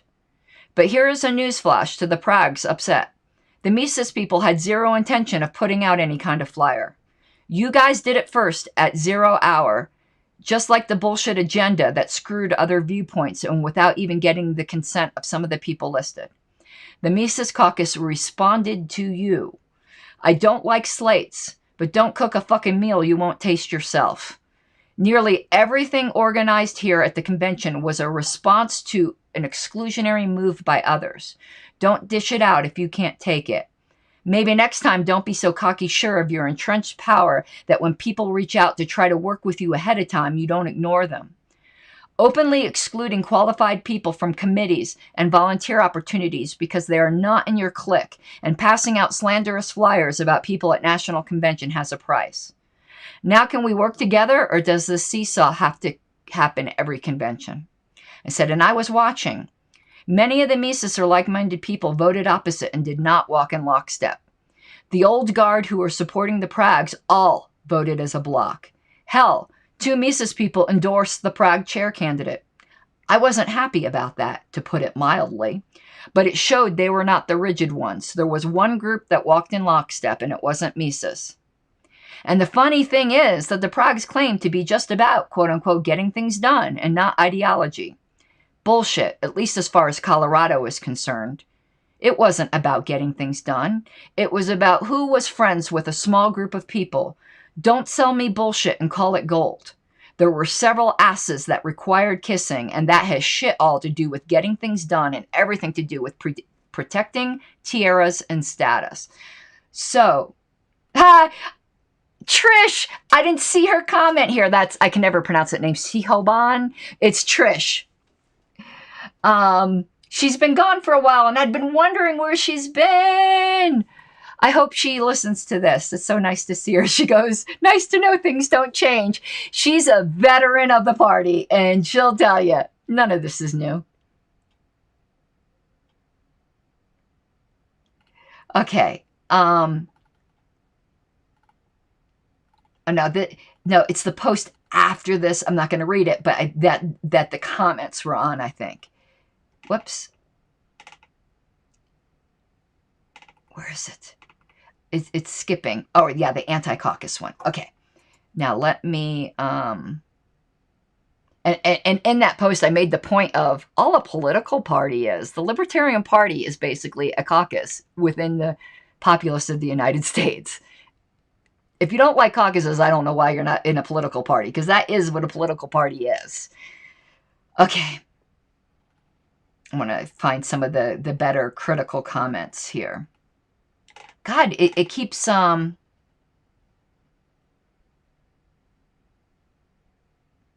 jumping around. So Joe says, I have only one complaint about caucuses, National Party membership. I'm one of those who feels like I would rather give that money to the caucus so I know exactly where the dollar is going to help the LP message. I can't get the Seymour to come up. I think right here. God, this is really shitty connection. Oh, here we go. Getting that weaponized eagle, it's not an eagle, it's a chicken, flame torch pin that has far too many negative connotations is not how I want my money to be spent. In a way, the caucuses ensure my inter-party representation. That is an excellent point. They allow me to have scruples and still be useful. Otherwise, I'd be spending my time blasting LP for all their flaws and using that money on ink or something. For me, caucuses establish peaceful interaction. All this takeover, most radically pragmatic, tie-dye, hemorrhoid, whatever, ain't a problem. Self-describing weirdos rock the party. I love that! And wow, that's not a perspective I considered, that caucuses keep us all from killing everyone on the LNC, for which I'm grateful. But let me tell you something, Joe, if you're listening. Don't withhold your money from the National Party. You can withhold your money from the National Party's general budget. Find something you can support at the National Party, be it ballot access or, hint, hint, the Historical Preservation Committee, and earmark your donations. Most people don't know you can do that. I did that in Colorado. The past 2 years, obviously I wasn't happy, but they were doing one thing which you probably, a lot of people don't agree with, but I'm telling you, it bears fruit in Colorado. They were doing one thing I agreed with, and that was putting out a paper newsletter again. So I kept my monthly donation to Colorado, but I earmarked it to the newsletter.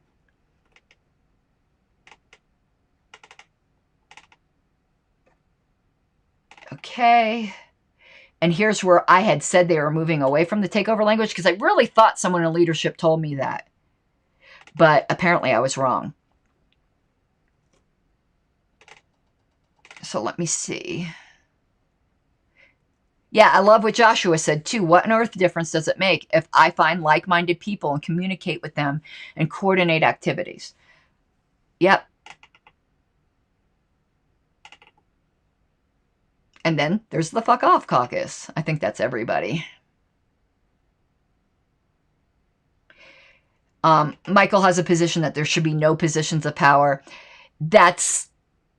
Government is inevitable, be it party, government, whatever. Sorry, let me just pull a Jordan Peterson on you. Look to the lobster, my friend. Look to the lobster.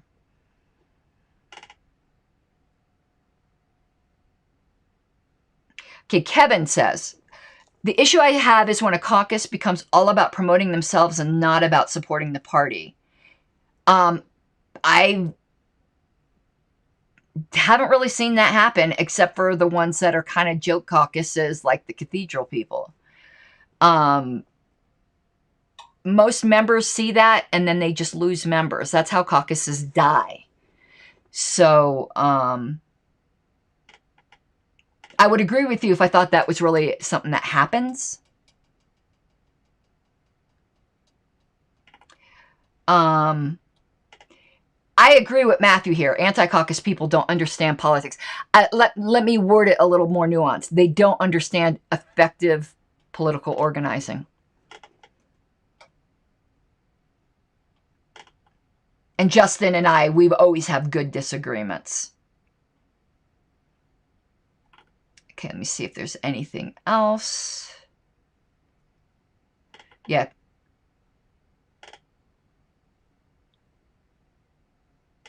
Okay, I think I basically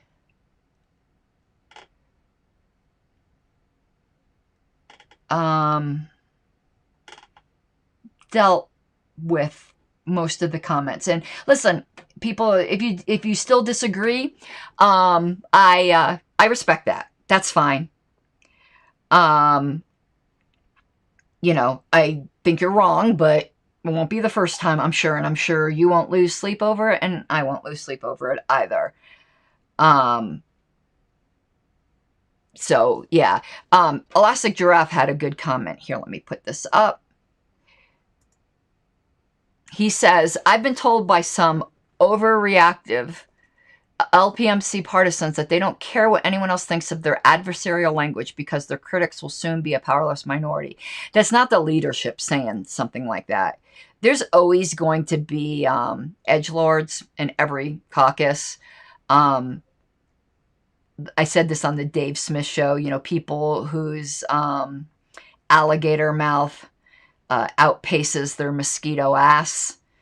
It's unfortunate that you've heard things like that. I don't think that's the caucus's view. It's certainly not mine.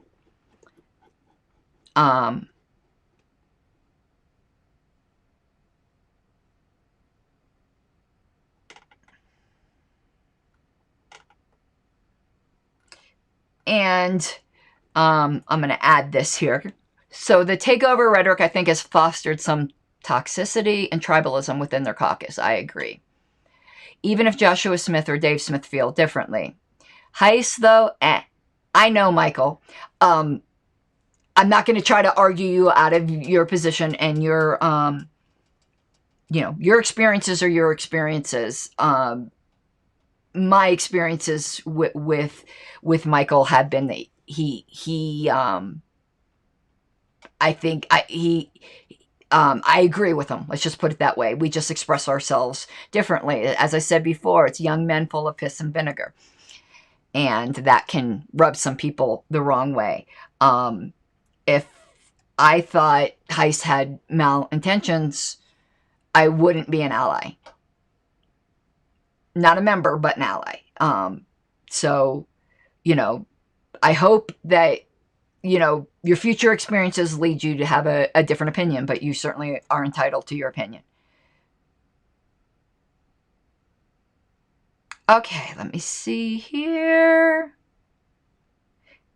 Want to see something weird, Mike? I see, like, your name where you commented, but when you commented in the...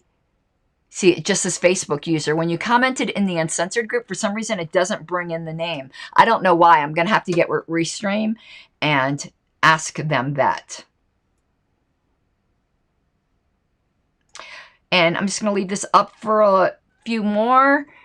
Just let me chatter a bit. And if there's any more questions about what happened in Colorado, I want to take that off the screen, that 2019, to gotta find where I can take that off. About caucuses, about my attitude about caucuses, about what happened in Colorado, why there was these hurt feelings, why some of us, such as myself, felt that we needed a pretty clean sweep, even though not everyone on the board, like, did bad things, but nearly everyone was silent. There's, I think, one board member that remained, and that is Joshua Lamont. I think. I'm terrible at names, forgive me. We would have loved Pickerel to stay.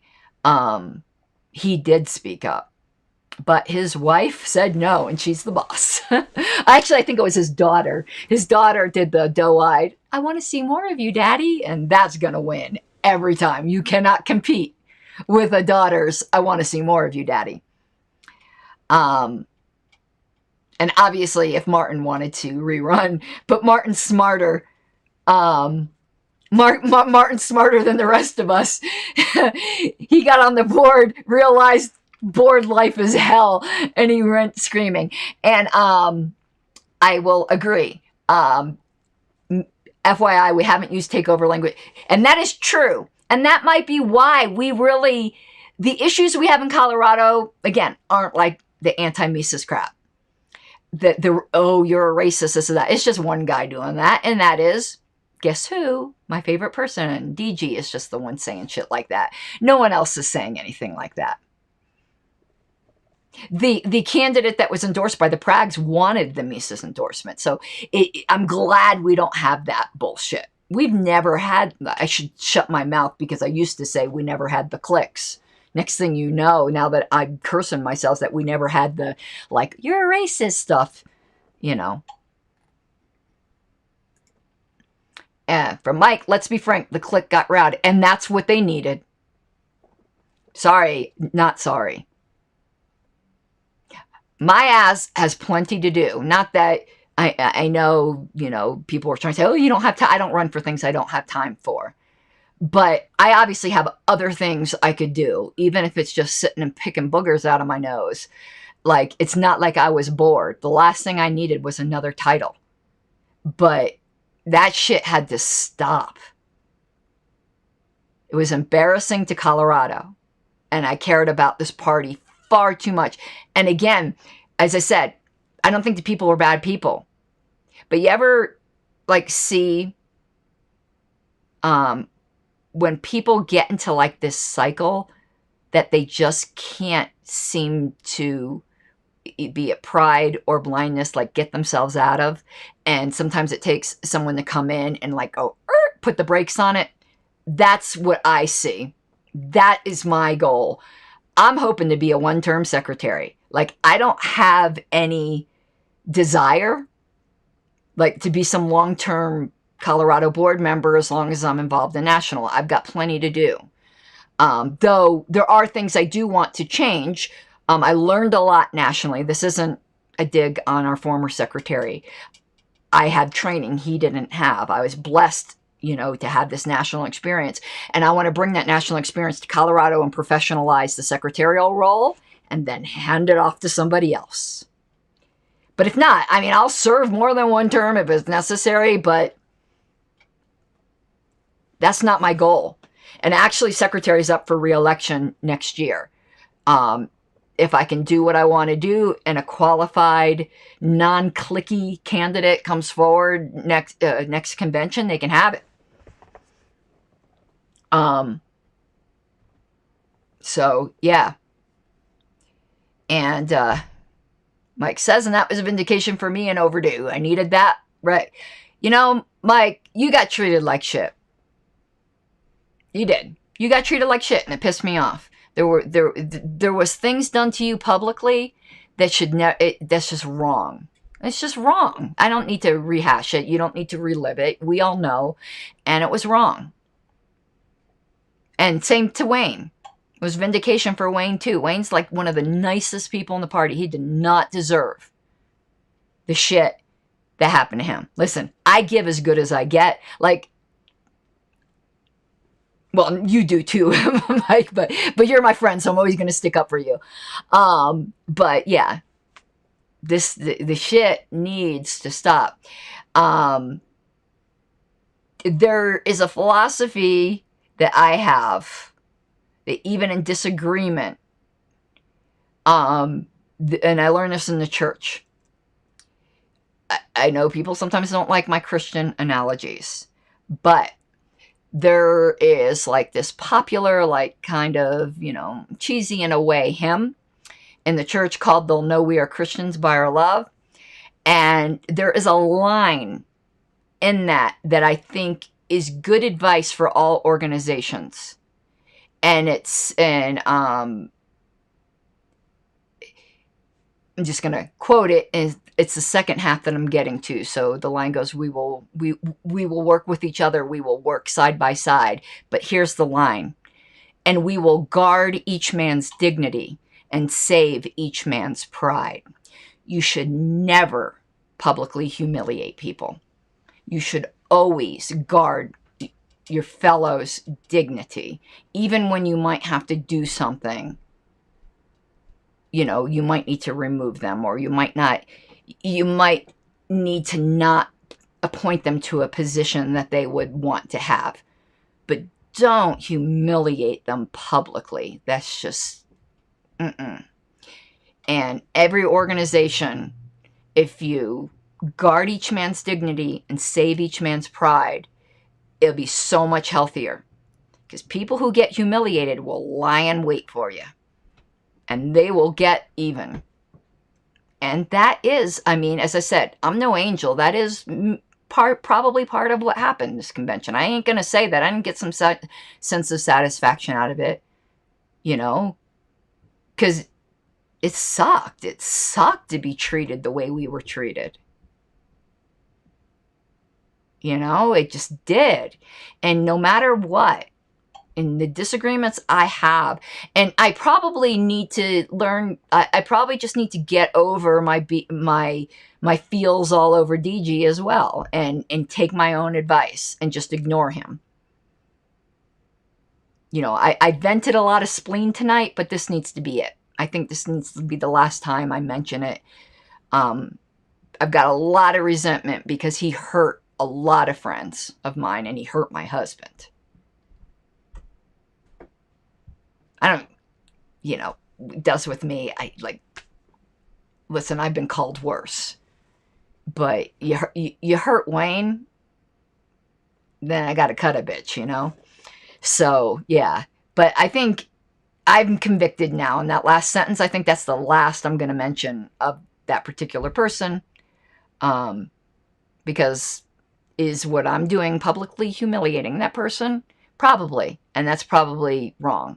So, as a Christian, that's the last. I vented my spleen. I hope some of what I said was helpful. It was cathartic. And that's all I'm going to say about all of that. It's done. We're going to move forward. And move forward to liberty. And I expect to be held to my promise that there's a place for everybody who wants to help. And it ain't about clicks. And what's interesting, and I actually am happy about this. What's interesting is that the opposition, as we'll put it, or the defeated, most of them are now occupying judicial committee seats, which is, that's a nice balance, I think. The balance has been restored to the force. I know most people think it's weird that I'm kind of happy about that, but I think it's healthy. All right, I'm going to be getting out of here. I got work to do, got jobs to search for, applications to fill out. So I'm gonna panhandle you guys once again. If you enjoy my work, here I am. Where I need a hat. My hat is in my hand. You can help me do Liberty work more. And yeah, as again, perhaps this is the impetus I needed quitting my job without having another one. But it was killing my soul. That's all I can say. It really was. I hated waking up in the morning, and nobody should live like that unless, if they can avoid it. So if you like my work, I would appreciate the support. If you can't, I understand. These are some tough times. Our economy, I get it. I get it. I do this no matter what because I enjoy it. It's nice to get rewarded as well, but I'm going to do it no matter what. I hope you all have a good night. I'm going to probably have nightly content. I think what I'm going to put out tomorrow, I wanted to do the teaser for tomorrow. 2 boxes came in for historical stuff. If you're wondering why I'm always looking off to the side, I'm looking at my monitor. I really need to look at the camera. I need to be here instead of here. And we need to, there's also this cam. Hey! Oh, now you can see my crazy leggings. I've got my dress top on. I got my crazy ass leggings. So this historical 2 boxes of historical stuff came in. And I haven't rooted through them. I just opened it to make sure that's what it was. So tomorrow we will go through the mystery boxes together. So that is what tomorrow will be. I hope to see you then. Have an awesome night. You gotta take what you're given, that's how we live it. Don't be mad at the system, it's simply how we've existed. I hear a lot of people talking like they politicians and choose to be an accountant because it's safe.